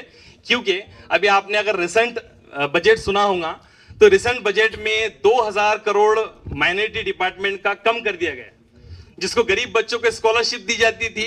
मौलाना आजाद एजुकेशन फंड जो बहुत अच्छा फाउंडेशन माना जाता है, कई सालों से हजरत बेगम महल के रूप में स्कॉलरशिप हमारी बच्चियों को दे रहा था, लेकिन उसको भी बंद कर दिया गया है। और 2000 करोड़ रुपए जो गवर्नमेंट की स्कीम्स के जरिए हमको मिलते थे अब वो कम मिलेंगे। इस तरीके से हो सकता है कि फ्यूचर में और कोई नई नई खुराफात आ जाए, तो हमें जितनी जल्दी हो सके अपने पैरों पे खड़े होने की जरूरत है और इस तरीके के अदारों की जरूरत है। मेरी अदारों से मुराद यह है कि अदारों की उम्रें जो होती है सैकड़ों साल होती है। आप लोगों ने सेंट अलाइसिस का नाम सुना होगा, AGC का नाम सुना होगा। ये स्कूल को हम लोग बचपन से देख रहे हैं, हो सकता है कि हमारे बुजुर्ग भी इनको बचपन से देख रहे हो, लेकिन अदारा एक बार जब बन जाता है कौम का, वो कितने सालों तक सर्व करता है, इसकी मिसाल ये अदारे हमारे सामने है दिगर कौम के। इसीलिए इस अदारे को, इस इंस्टीट्यूशन को हम सिर्फ भुसावल तक का ना समझे, कि भाई भुसाल वालों की इस्तेदाद खत्म हो गई थी, भुसाल वाले सैचुरेट हो चुके थे, जलगांव वाले सैचुरेट हो चुके थे, तो अब ये हम दूसरे तक पहुंच रहे नहीं, ये हमारा और आपका जरिया है। मेरी अगर आपसे आपकी इजाजत हो तो मैं कुछ मशवरे दूं, क्योंकि ज्ञान बांटना बहुत आसान है, लेकिन मैं यहाँ पर तकरीर करने के लिए नहीं आया हूँ, मैं सोशल वर्किंग प्रोफेशनल हूँ, तो आपके सामने चंद मशवरे दूंगा। इजाजत मिल चुकी है अशफाक सर से भी, क्योंकि लोग बोल रहे हैं हमने मशवरों के लिए थोड़ी बुलाया आपको, आपको तासुरात पेश करने के लिए बुलाया, मशवरा मत दो। तो चूंकि मैं चंद मशवरे इसलिए दूंगा क्योंकि मैं फंड रेजिंग टीम का हिस्सा भी रह चुका हूँ, अभी भी बहुत बड़ी टीम का अल्हम्दुलिल्लाह हिस्सा हूँ। इंशाल्लाह जो कोशिश मुझसे हो सकेंगी बड़े बड़े लोगों से कनेक्ट करने की, वो तो मैं करूंगा ही करूंगा। साथ ही साथ CSR जो होता है, कॉर्पोरेट सोशल रिस्पॉन्सिबिलिटी, मेरी उसमें थोड़ी महारत है, और उसके लिए जो फंडिंग प्रपोजल बनते हैं, जो भी प्रेजेंटेशन बनता है, तो आप मुझसे रब्ता कर सकते हैं। इंशाल्लाह मैं उसमें अपनी खदमात आपके लिए सर्व करने के लिए तैयार हूँ, या आपकी टीम में जो लोग हैं उनको गाइड करने के लिए तैयार हूँ। साथ ही साथ यहाँ पर हम लोग अब जुड़े हैं, तो मेरे चंद मशवरे हैं कि अब हमारा काम ये होता है कि भाई हम फ्यूचर में क्या करेंगे, हमको क्या करना चाहिए बखूबी मालूम है हमको। मैं थोड़ा तंज हूँ, इसलिए तालीमी मैदान के कुछ लोग क्रिटिसिज्म को बर्दाश्त नहीं करते, तो मुझे आप बहुत कम प्रोग्राम में देखे होंगे आप लोगों ने, लेकिन मैं आपको बता दूं कि यहाँ पर आप जुड़े हम लोग, तो ये लोगों को छोड़ना नहीं है। अशफाक सर, ये लोगों को अब छोड़ना नहीं है। आज ये लोग यहाँ बैठे हुए हैं, कल इस प्रोग्राम में, जैसे कि आज भुसावल के बड़ी बड़ी शख्सियत यहाँ बैठी हुई है, इस प्रोग्राम को हम लोग और बड़ा करेंगे, और ये लोग उसमें भी इंशाल्लाह होंगे बहैसियत वॉलंटियर। तो आप आज एक बात तय कर लीजिए सलीम सेठ, कि इन लोगों को वॉलंटियर बनाना है, हमको इन लोगों को वॉलंटियर बनाना है। और ये MMNF मुस्लिम नुमाइंदा फाउंडेशन के रुकन बन चुके हैं।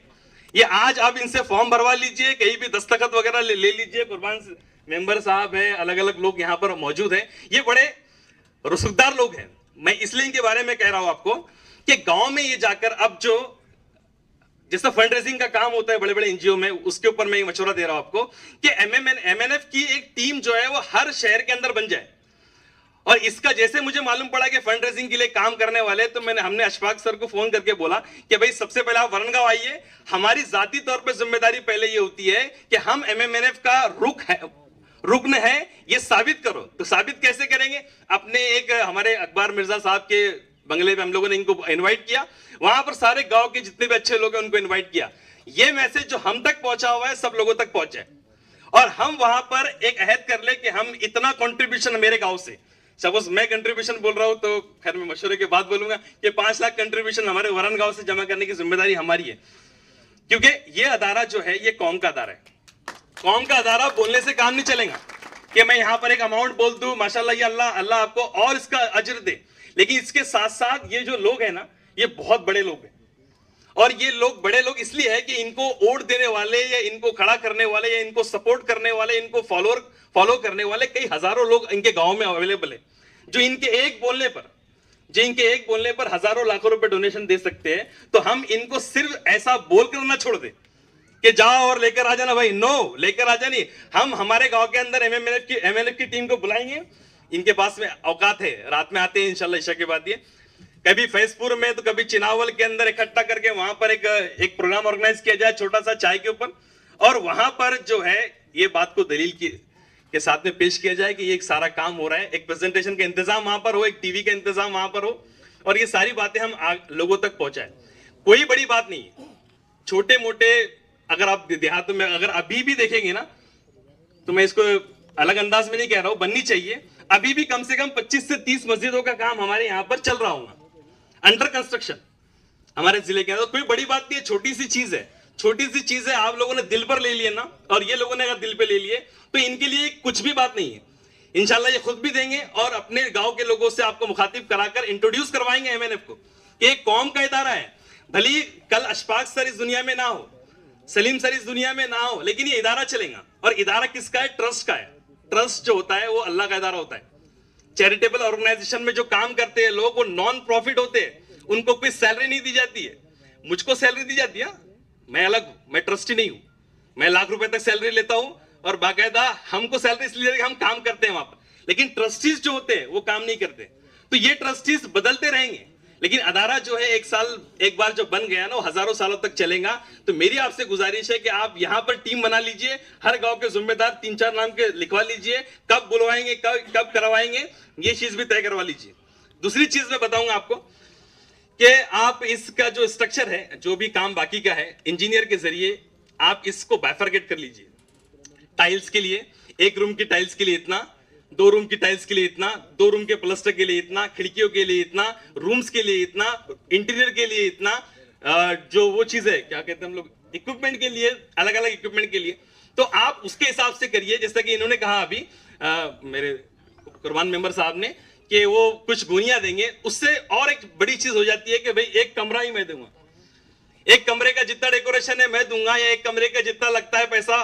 इस तरीके से अगर हम लोग आइटम वाइज उसको डिवाइड कर दें, तो आइटम वाइज डिवाइड करने में आप अपने तौर पे मशवरा कीजिए कि हम उस रूम का नाम उसको दे सकते हैं क्या, उस मशीन को उसके मरोमीन का नाम दे सकते हैं क्या। इस तरीके से भी हम लोग फंड रेजिंग कर सकते हैं और बड़ा आसान तरीका है। इंशाल्लाह इसमें बहुत बढ़ चढ़ के लोग हिस्सा लेंगे। किसी ने बोरवेल दिया, किसी ने ये करवा दिया, बोरिंग करवा दिया, या किसी ने इंटीरियर का काम कर दिया, किसी ने फर्नीचर दे दिया, ये सारे काम भी हम लोग कर सकते। तो आप इसके लिए बैठकर एक बाइफरकेशन वाला बजट बनाइए और उसको लेके लोगों के पास में जाइए। इनमें से क्या चूज करना है आपको, जैसा कि इनकी होटल है फिरदौस होटल, हम आ जाते हैं तो मेनू होता है और मेनू के अंदर हम लोग बोलते हैं कि ये चाहिए, तो आप डोनर के पास में जाके जाइए, पैसा नहीं चाहिए भाई, ये मेनू है पूरा के पूरा, इनमें से कौन सी चीज चाहिए उसके ऊपर उंगली रख दो, उसका इतना इतना खर्चा है, इतना इतना बजट है, आप कब लौटाएंगे, किस्तों में लौटाएंगे, क्या लौटाएंगे, इंशाल्लाह ये आपको हम सहूलत देंगे। तीसरी चीज जो मैं आपके सामने पेश करूंगा कि अगर यहाँ पर कोई अमीर लोग बैठे हुए और माशाल्लाह, तो ये आसपास की जमीनें खरीद लो। फ्यूचर के अंदर एक नौबत आने वाली है कि हो सकता है कि यहाँ पर एक इससे मुंसलिक मेडिकल कॉलेज हमको बनाना पड़े, तो उससे मुंसलिक मेडिकल कॉलेज के लिए जगह हमको दूर हो सकता है कि ना चले, तो हो सकता है कि यहाँ पर अगर कोई लोग इन्वेस्टर्स है तो इन्वेस्टर से मेरी गुजारिश है कि फटाफट यहाँ की जमीनें खरीद लो, ताकि आप फ्यूचर में MNF को वो कम दामों के अंदर या डोनेशन कर सके, ताकि हम यहाँ पर nursing college, BUMS college, BMS college या MBBS कॉलेज के लिए जो जमीन की रिक्वायरमेंट होती है, तो उसके लिए हम लोग फुलफिल कर सके उसकी रिक्वायरमेंट को। और चौथा मशवरा मेरा ये है कि हम अपने बच्चों को डॉक्टर इंजीनियर्स बनाते हैं, लेकिन चूंकि ये प्रोजेक्ट शुरू हो रहा है, जैसे कि मैंने अभी एक शख्स को देखा यहाँ तारिक भाई को कि वो हॉस्पिटल मैनेजमेंट कंसल्टेंट है, उसी से मुंसलिक एक फील्ड होती है BSW और MSW, bachelor of social work और मास्टर ऑफ सोशल वर्क। अफसोस मुझे होता है कि मैंने BSW नहीं किया है, लेकिन अल्हम्दुलिल्लाह लोगों एक्सपीरियंस आने की वजह से हम NGO में काम कर रहे हैं। तो BSW जो होता है सोशल वर्किंग प्रोफेशनल्स होता है, अगर हम हमारे जिले के कुछ लड़के उसमें भी शुरू करें भेजना मास्टर ऑफ सोशल वर्क, तो वो अलग अलग तंजीमों में जाते हैं, वहां से अच्छी अच्छी बातें सीख कर जब गाँव में आएंगे तो इंप्लीमेंट करेंगे। मैं ये बातें आपको बहुत ज्यादा मेरे को नॉलेज है, ये इसलिए नहीं बोल रहा हूँ, ये किरकोल बात है, ये चिल्लर बात है। ये चिल्लर बात इसलिए कि मैंने उस तंजीमों में काम किया है और बड़ी बड़ी पोस्ट पर काम किया है और इस सिस्टम का पार्ट हूं। तो ये जो हो रहा है वो आपके सामने पेश करने की कोशिश कर रहा हूं मैं। हो सकता है कि हमारा बच्चा जो है टाटा की कोई फाउंडेशन में लग जाए, रिलायंस की फाउंडेशन में लग जाए और वहां से हमको CSR दिलवाने में या कुछ नए इनिशिएटिव करवाने के अंदर हमारी मदद कर सके। उसके बाद अपने गांव में हम क्या क्या कर सकते हैं, उस मीटिंग में जब आप बुलाएंगे तो मैंने इनके साथ में 3 ऑब्जेक्टिव रखा था कि आप क्या कर रहे हो वो बताइए, हम क्या कर सकते हैं वो बताइए, और हम आपके लिए फंड रेजिंग करेंगे। 3 काम। तो दूसरा काम जो है कि MNF को एक क्या बोलेंगे हम लोग, लाइटिंग सोर्स जो है या टॉर्च बियरर बनाकर हम लोग पेश करें और इसके जैसे अलग छोटे मोटे काम अलग अलग जगह पे शुरू करें। हो सकता है कि हम लोग हॉस्पिटल ना बना सके, लेकिन एक ज़कात का जो निजाम इनका है हम हर शहरों के अंदर शुरू करें, और ये एक टीम जो है पूरी कॉन्क्रीट बन जाए। अशफाक सर एक मुकाम ये रखो कि आप ये टीम जो है ना, ये टीम के तौर पे काम करेंगे। जो भी छोटे मोटे इश्यूज है, छोटे मोटे मसले हैं, अलग अलग जगह पर ज़कात का इज्तिमाई निजाम कैसे करना है उसकी गाइडेंस आप प्रोवाइड करेंगे, सारा एक्सपर्टाइज आप प्रोवाइड करेंगे इंशाल्लाह। ये अब हम साथ छोड़ना नहीं है, इनके नाम ले लो, इनके फोन नंबर ले लो, हफ्ते में 2 हफ्ते में इनको फोन करो, पैसे के लिए भी और दूसरी चीजों के लिए भी। खैर इसके लिए मेरा जो भी सपोर्ट लगता है इंशाल्लाह मैं आपके लिए हाजिर हूं, और मैं तो हमेशा से हाजिर हूं, चाहे वो CSR के लिए प्रपोजल हो या प्रेजेंटेशन हो या अलग अलग बड़े जो हाई नेटवर्थ इंडिविजुअल होते हैं, अमीर लोग होते हैं, उनसे जोड़ने का काम भी मैं करूंगा।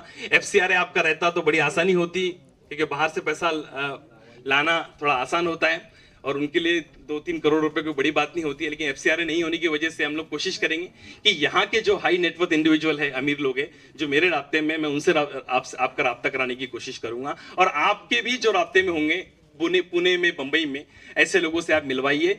1 महीने के अंदर मैं आपको एक एग्जाम्पल दूं, अगर थोड़ा 1-2 मिनट मिल जाए और हाँ जल्दी नहीं, 1 मिनट सिर्फ, या फिर तो छोड़ देता हूँ। मैं हमारे जिस इदारे में मैं काम करता था 24 करोड़ की बिल्डिंग थी, 24 करोड़ की बिल्डिंग थी, लेकिन वो लॉकडाउन आने की वजह से उस बिल्डिंग का प्रोजेक्ट जो थोड़ा कॉस्ट कम था, लेकिन वो लॉकडाउन 2 साल होने की वजह से वो एक्सटेंड हो गया तो कॉस्ट बढ़ गया। तो 8 करोड़ रुपए कम पड़ रहे थे कमिटमेंट में और जो पैसा है हमारे पास। तो उसके लिए हमारे ट्रस्टी जो है दुबई गए और दुबई जाने के बाद ये उम्मीद से कहते कि भाई कुछ और ट्रिपें मारनी पड़ेंगी, लेकिन पहली मीटिंग जिस शख्स से उनसे उनकी हुई, उस शख्स ने कहा कि कितना डेफिसिट है, तो बोले 8 करोड़ की जरूरत है, वो 8 करोड़ के 8 करोड़ मैं दे दूंगा। और आपकी जो पुरानी स्कूल है उस पर भी आप 2 माले चढ़ा दीजिए, उसमें कितना खर्चा आएगा, तो बोले 6 करोड़ खर्चा आएगा, तो वो भी मैं दे दूंगा। तो इंशाल्लाह अगर आप, किसी ने कहा ना सुबह में कि अगर आप जोड़ने का काम करें तो हो सकता है कि आपसे किसी बेहतरीन इंसान तक हम कनेक्शन कर पाए और इससे ये सिलसिला चलता रहे। मेरा काम तो बोलना ही है खैर, लेकिन मैं माफ़ी चाहता हूँ कि मैंने आपका थोड़ा ज़्यादा वक्त ले लिया। अल्लाह ताला इस प्रोग्राम को कामयाब करवाए और यहाँ पर आने वाले लोगों की तकलीफ़ों परेशानियों को दूर करे और इस प्रोजेक्ट को जल्द से जल्द ख़त्म करे। 1 महीने के अंदर इंशाल्लाह ख़त्म हो जाएगा कि यहाँ पर बैठने वाला हर इंसान ये समझ ले कि ये मेरा भी काम है। तो इंशाल्लाह कोई बड़ी बात नहीं है, सिर्फ भुसाल वालों का काम नहीं है यार। मेरी भतीजी यहाँ एडमिट थी अभी 8 दिन पहले, सिर्फ निमोनिया हुआ था, 5 दिन के अंदर 60,000 रुपये का बिल हो गया। तो चैरिटेबल हॉस्पिटल की डेफिनेशन क्या है कि चैरिटेबल हॉस्पिटल फ्री में नहीं करता है। चैरिटेबल हॉस्पिटल का मानी है कि वो काम जो असल में है वही करेगा। अगर अपेंडिक्स का ऑपरेशन है तो ये बाद में ऑपरेशन के बाद आकर बाहर ये नहीं कहेगा दौरान कि अपेंडिक्स कर रहा था मैं, आपके बच्चे की हथेली फट गई, आपको 50,000 बोला था, आप 1.5 लाख रुपए लगेंगे। नो, चैरिटेबल ऑर्गेनाइजेशन में जो काम अगर लाख रुपए का है तो लाख रुपए में ही होगा, उसके 5 लाख नहीं होंगे। उसको बढ़ाने के लिए, उसको और बड़ा बिल बनाने के लिए ऐसे काम नहीं होते। यही असल में चैरिटेबल ऑर्गेनाइजेशन का असल रोल है। इसीलिए वो नॉन प्रॉफिट या नो लॉस या नो प्रॉफिट उसको कहा जाता है। इसीलिए बहुत बड़ा काम होने वाला है। हो सकता है कि इसके अंदर और हमको बड़ी बिल्डिंगें बनानी पड़े इंशाल्लाह। मेरी दुआ है अल्लाह से, अल्लाह ताला इसको और कामयाब करे और आप लोग इसका अहम जुज़ बने। अस्सलाम वालेकुम रहमतुल्लाह। बहुत बहुत शुक्रिया एहसान भाई। हमारे बीच एक साकली की एक मशहूर शख्सियत हाजी अब्दुल सत्तार खान साहब, अध्यक्ष सर सैयद एजुकेशन सोसाइटी मौजूद है। मैं गुजारिश करूंगा कि अशफाक सर उनको स्टेज पर ले आए। ये हमारे बुजुर्ग है, वालिद साहब के बहुत अच्छे दोस्त है। जैसा कि एहसान भाई बता रहे थे, CSR के लिए हम ऑलरेडी अप्लाई कर चुके हैं और इंशाल्लाह 15-20 दिन में हमारा CSR का रजिस्ट्रेशन भी आ जाएगा। दूसरी चीज़ के जो ट्रांसपेरेंसी की वो बात कर रहे थे, 10 दिन पहले, आज से 5 साल पहले हम लोग औरंगाबाद के अंदर मुस्लिम नुमाइंदा कौंसिल की मीटिंग थी, उसके सिलसिले में गए थे, जहां पर पूरे महाराष्ट्र से लोग आए थे और वहां पर ये तय हुआ था कि अपने अपने एरिया के अंदर फलाई काम के लिए काम शुरू किया जाए। वहां से आने के बाद हमने जो हर मकतब फ़िक्र के नौजवानों को जमा किया और जो नौजवानों को जमा करने के बाद में उनसे एक तंजीम बनाई जिसका नाम मुस्लिम नुमाइंदा फाउंडेशन रखा गया। और उन मकसद ये था कि भाई शहर की ज़कात शहर में ही बांटी जाए और उस सिलसिले में सब ने बताया कि भाई यहाँ पर एजुकेशन में भी मदद हुई, बेवाओं को भी मदद हुई, ये हुई। उसके बाद में फिर कोविड का सिलसिला शुरू हुआ, कोविड के अंदर भी अपनी पूरी टीम ने काम किया। उसके बाद में कोविड के अंदर ऐसा हुआ कि लोगों को परेशानियां जो हुई, तो बीमारी की बहुत ज़्यादा परेशानी हुई, हॉस्पिटल की परेशानी हुई। तो फिर ये तय हुआ कि अब अपना हॉस्पिटल एक बनाए और आज ये हॉस्पिटल आपके सामने खड़ा है, जिसका तकरीबन 1.5 करोड़ रुपए लग चुका है और अभी फिनिशिंग वर्क, पलस्तर और फ्लोरिंग वगैरह के लिए करीब 1 करोड़ रुपए लगेगा। तो ये अगर अपना बन के तैयार हो जाता है तो अल्लाह ने चाहा तो अपना इक्विपमेंट और मशीनरी जो है तो वो बॉम्बे, पूना, नासिक, सूरत, अहमदाबाद यहाँ के लोग देने के लिए अपने लिए तैयार है कि भाई तुम बिल्डिंग खड़ा कर दो, हम आपकी मदद करने के लिए तैयार हैं। और फिर ये हमारा चल ही रहा था उसके बाद में फिर हमने यहाँ पर एक एजुकेशन सोसाइटी भी बनाई है हायर एजुकेशन के लिए। मोहम्मद अली जौहर, जो यहाँ पर हमने एक बंदे खुदा ने हमको हमारा काम देखते हुए 3 एकड़ ज़मीन डोनेट की है हॉस्पिटल के करीब में ही। तो हम यहाँ उसके अंदर सीनियर कॉलेज और पैरामेडिकल कॉलेज वगैरह शुरू करने वाले हैं, जिसका रजिस्ट्रेशन अभी वो बॉडी का हो चुका है करीब 1 महीना पहले। तो अब उसका काम, ये थोड़ा काम लाइन पर आ जाए, इसके बाद में 1 साल के बाद 6 महीने के बाद में वो काम इंशाल्लाह शुरू कर दिया जाएगा। आप अल्लाह से दुआ करें कि अल्लाह हमको हमारे मकसद में कामयाब करे। और आप से हमारी यही उम्मीद है कि आप हमारा साथ दें। और ज़कात के लिए मैं आप लोगों से ये कहूँगा कि हर शहर के अंदर एक अपनी ज़कात की, शहर की ज़कात शहर में ही तकसीम की जाए। और जिस तरीके से MNF ने नौजवान जो आज काम कर रहे हैं, तो उस तरीके से हर शहर के अंदर के नौजवानों को जमा करके, जो अल्लाह वास्ते काम करना चाहते हैं उनको जमा करके आप अपने अपने भी शहर में कमेटियाँ बना सकते हैं। और अपने अपने शहर में गरीबों की मदद, बेवाओं की मदद, जो एजुकेशन में बढ़ना चाहता है उसकी मदद आप लोग ऐसा कर सकते हैं। और हमने जो औरंगाबाद में हमको हिदायत दी गई थी, उसी के तहत हमने ये काम शुरू भुसावल में किया। और आप भी लोग भी अपने शहरों में काम कर सकते हैं ऐसा फलाई काम, क्योंकि आज हालात हमारे सामने हैं, आज हालात हमारे लिए सही नहीं है। तो अब हमको खुद के पैरों पे खड़ा रहना है और खुद काम करना है। इतना कह के मैं अपनी बात ख़त्म करूँ। चलाते हैं, मैं चाहता हूँ कि ये इस बच्चे का अब्दुल रऊफ सर उसका जो है इस्तकबाल करे और उसकी हौसला अफजाई फरमाए। और अभी फ़िलहाल ये बच्चा LLM कर रहा है और गवर्नमेंट स्कॉलरशिप इसने अचीव किया और ये गवर्नमेंट स्कॉलरशिप में इसका खर्च हो रहा है वहाँ से। ये बच्चा अलीरा स्कूल से पढ़ा हुआ है, PG से लेकर तो 10वीं तक अल्हम्दुलिल्लाह। कि एक बच्चा ऐसा है जिसके हालात ऐसे ख़राब थे कि एग्ज़ाम देने गया तो उसके पैर में चप्पल नहीं, ऐसा हो सकता है, मगर हुआ है। ज़्यादा तफसील अगर बताने जाऊँगा तो हो सकता है आपकी आंखें नम हो जाए, चूँकि वक्त इस बात की इजाज़त नहीं देता कि इसकी जो है रुदात बयान की जाए। बस दुआ कीजिए बच्चे के लिए कि ये LLM में भी टॉप करे, गोल्ड मेडलिस्ट बने इंशाल्लाह। नेटवर्क का प्रॉब्लम। खैर, अल्लाह जज़ाए खैर दे। हमारा प्लान था ये 8 करोड़ के प्रोजेक्ट, हयात सेठ चिनावल इनकी जानिब से 21,000 रुपये हमारा। जो लोग सामने बैठे हैं मेरे सभी की खिदमत में मुअद्दबाना सलाम अर्ज़ करता हूँ। मैं आपको बता दूँ कि सलीम सेठ, हाजी इस्माइल साहब, हाजी अंसार, मैं, हम सब लोग एक ही साथ एक ही क्लास से पढ़े हुए लोग हैं, एक ही स्कूल से पढ़े हुए लोग हैं। और हम लोग जो अपने नौजवानी का दौर जब शुरू हो रहा था उस वक्त हम लोगों ने एक कोशिश की और अल-हिरा उर्दू स्कूल का क़याम अमल में आया, जिसका जो है जीता जागता सबूत अभी आप लोगों ने देखा कि हमारी स्कूल से पढ़ा हुआ बच्चा जो है LLB का गोल्ड मेडलिस्ट हुआ है। और ऐसे कई बच्चे हैं जो हमारे, यानी जो हमने एक मकसद लेके चला था कि हम अपने बच्चों को बेहतरीन तालीम से आरास्ता करेंगे। मैं पूरी तरीके से तो नहीं कहता, लेकिन फिर भी काफ़ी हद तक हम लोग, हमारी टीम इसमें कामयाब है। उसी से मोटिवेट होते हुए आज सलीम सेठ ने भी जो मतलब इस MNF के लिए जो काम शुरू किया वो आप लोगों के सामने है। अल्हम्दुलिल्लाह भुसावल में बहुत सेठ लोग हैं, बहुत पैसे वाले भी है, सब है। बावजूद इसके जो सलीम भाई ने जो हिम्मत बताई, और हमारे एक अभी दरमियान में किसी ने उनसे कहा कि हमारे बुज़ुर्ग, तो मैं तो उनको बुज़ुर्ग नहीं बोलता, वो आज भी, कल भी नौजवान थे, आज भी नौजवान हैं। अल्लाह ताला उनकी इसी नौजवानी को कायम और दायम रखे। मैं मुख्तसरन एक चीज़ और बोलूँगा, जो कामयाबी अचानक से मिल जाए वो लक कहलाती है, और जो कामयाबी मेहनत करने के बाद जो मिलती है वो अचीवमेंट कहलाती है।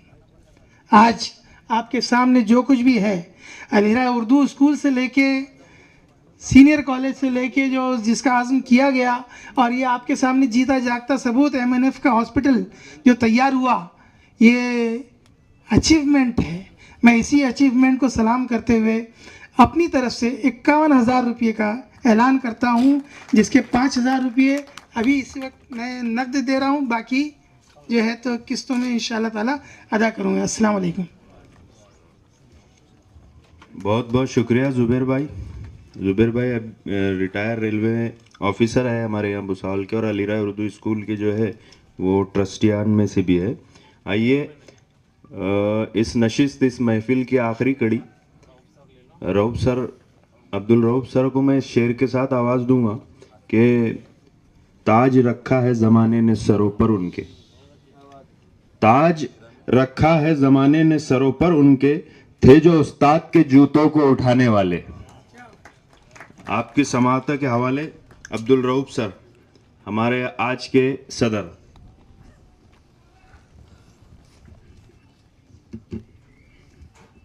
अस्सलाम वालेकुम।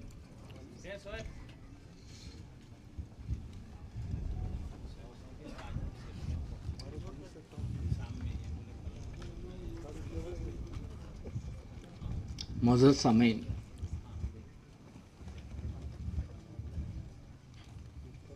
आप बखूबी जानते हैं यहाँ पर इमाम आबिद सर, अंसार भाई, रहीम रज़ा, असगर भाई, एहसान भाई के जो प्रोग्राम, कोई भी प्रोग्राम हो, उस प्रोग्राम के सदर की पोजीशन ये होती है कि वो सिर्फ जो बातें होगी उसको दोहरा दे, लेकिन दोहराने से कोई काम चलता भी नहीं है, और उसके पास में कहने के लिए कुछ बाकी भी रह नहीं जाता। आपने शोएब भाई ने, अशफाक सर, अनाउंसर साहब ने, और जो डाइस से जिम्मेदारान थे यहाँ से सामने से भी अपने तासुरात का इज़हार किया। अब यह है कि नुमाइंदा, मुस्लिम नुमाइंदा फाउंडेशन का जो काम है, कैसे शुरू हुआ, किस पोजीशन में है और आइंदा क्या करना है, ये सब आपके सामने बता दिया गया। सबसे अच्छी बात तो सलीम सेठ, मुझे एक मैं बाद में बताऊंगा आपको, अभी इसके बाद ही बताता कि आपने क्रीम को जमा कर दिया है। ये जितने भी लोग बैठे हैं, ये ज़िले के तकरीबन क्रीम लोग जो अपना एक हैसियत रखते हैं। ऐसा एक क्रीम आपने उस 2002 में गनी हॉल बनाने के वक्त में आपने जमा किया था, 2000 में।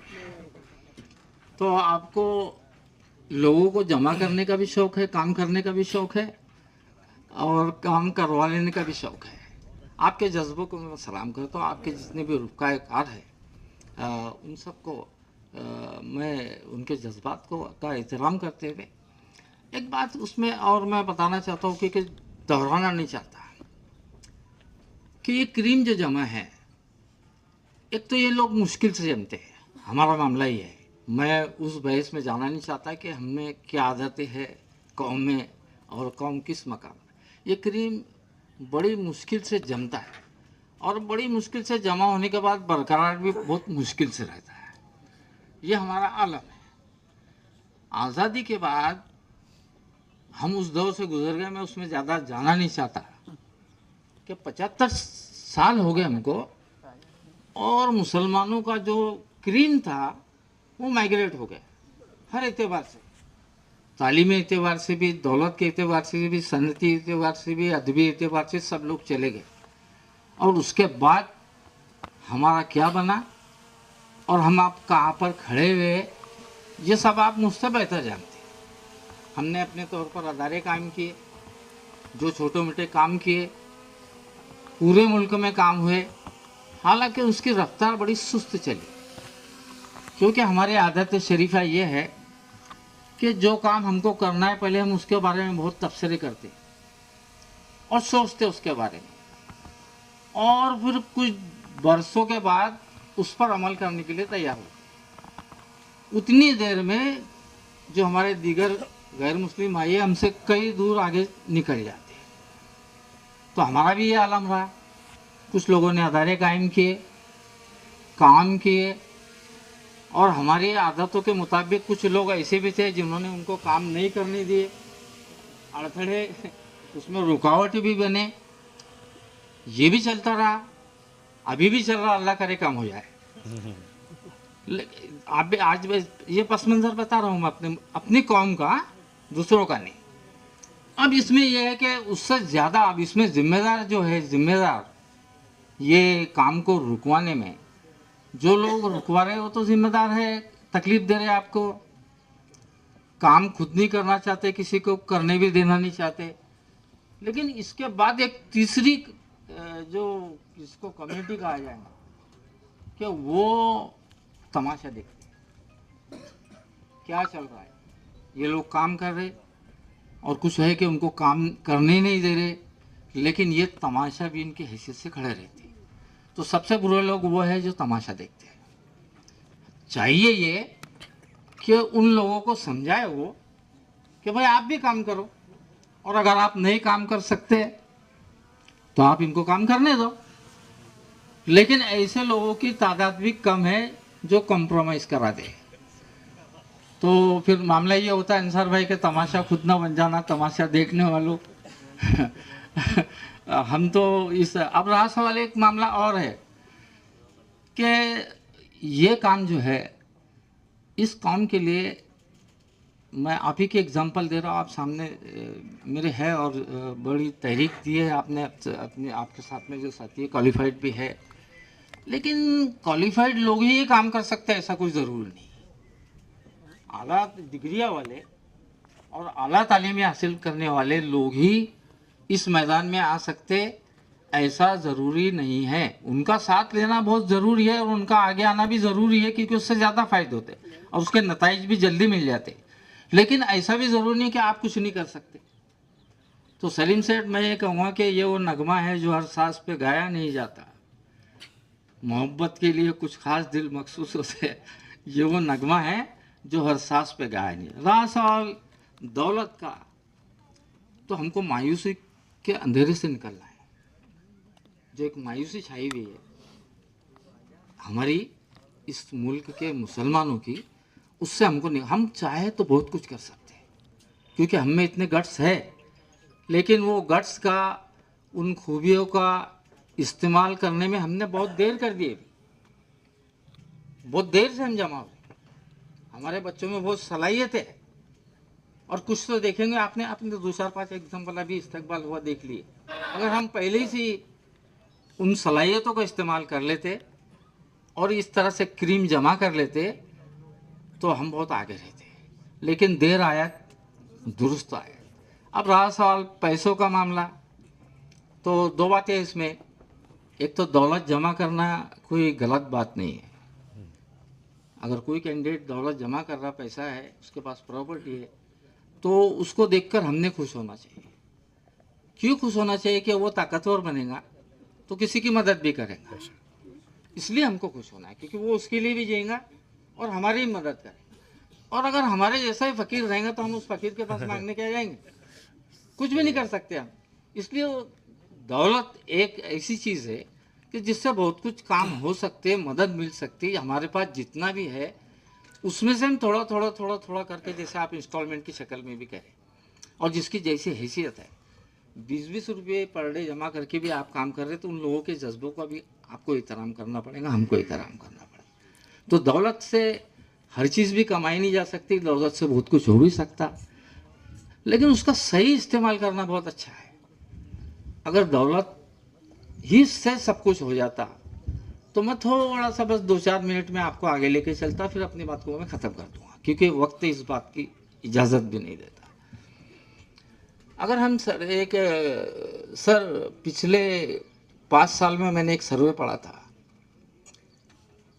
मैं मुसलमानों के बारे में कंपैरिजन की बात कर रहा हूँ, कि दुनिया में जितनी भी दौलत है, दुनिया में जितनी भी दौलत है, वो 1 करोड़ यहूदियों के पास 25% दौलत है। 1 करोड़ यहूदियों के पास, इसराइलियों के पास पूरी दुनिया की चौथी प्रॉपर्टी उनके पास है। 1 करोड़ लोगों के पास, यहूदियों के पास। और मुसलमानों की तादाद जो पूरी दुनिया में बताई गई सर्वे में वो 150 करोड़ है। 1 करोड़ और इधर 150 करोड़। 1 करोड़ लोगों के पास 25% दौलत है और 150 करोड़ लोगों के पास 1% दौलत है। 1% दौलत। 150 करोड़ लोगों के पास 1% और 1 करोड़ लोगों के पास 25%। अब मजे की बात तो ये भी है सर कि वो 1% में जितने भी जो हम आपको शुमार करते हैं कि बहुत अमीर है, बहुत मालदार है, गल्फ कंट्रीज वाले, अरब कंट्रीज वाले, वो भी 1% में शामिल है। वो भी 1% में शामिल है। ये तो एक बात हुई कि फिर हमारे पास कितनी दौलत है। इस पे से आप अंदाजा लगा सकते हैं क्या सऊदी और क्या शारजा और दुबई वगैरह वगैरह जिनको हमने आप बहुत बहुत ज़्यादा अमीर तरीन समझ लिए, तो मेरा ख्याल है कि उनके पास में आधा % हो गई होंगी गल्फ कंट्री से, आधे में पूरी दुनिया बढ़ गई, ऐसा भी हो सकता। लेकिन अब उसका दूसरा मामला है कि दौलत का इस्तेमाल। भले ही दुनिया के आधा % दौलत अरबों के पास आ गई होंगी और आधे में पूरी दुनिया के मुसलमान हो गए, लेकिन वो आधे % वालों को क्या हो रहा है ये आप देख रहे हैं। क्या हो रहा है आप नजर कर रहे हैं उस पर, आपने तो पढ़ते रहते होंगे कि वो अरब, मैं तनकीदी हैसियत से इसका मैं जायजा ले रहा हूँ सर, अंसार भाई, आबिद सर, अरब कुछ कमाने के लिए तैयार नहीं है,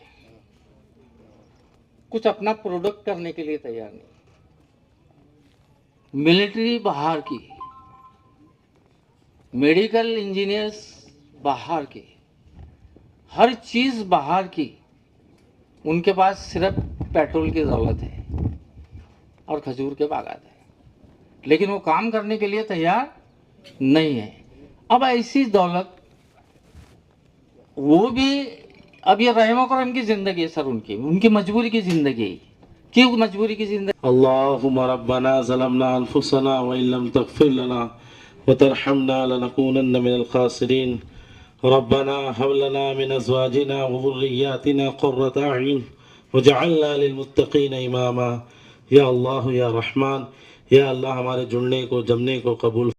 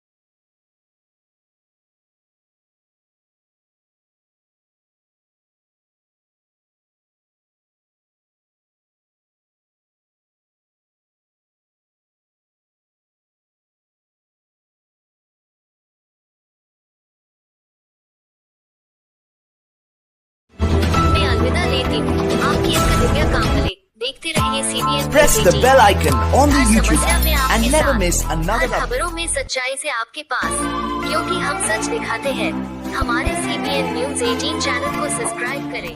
जय हिंद।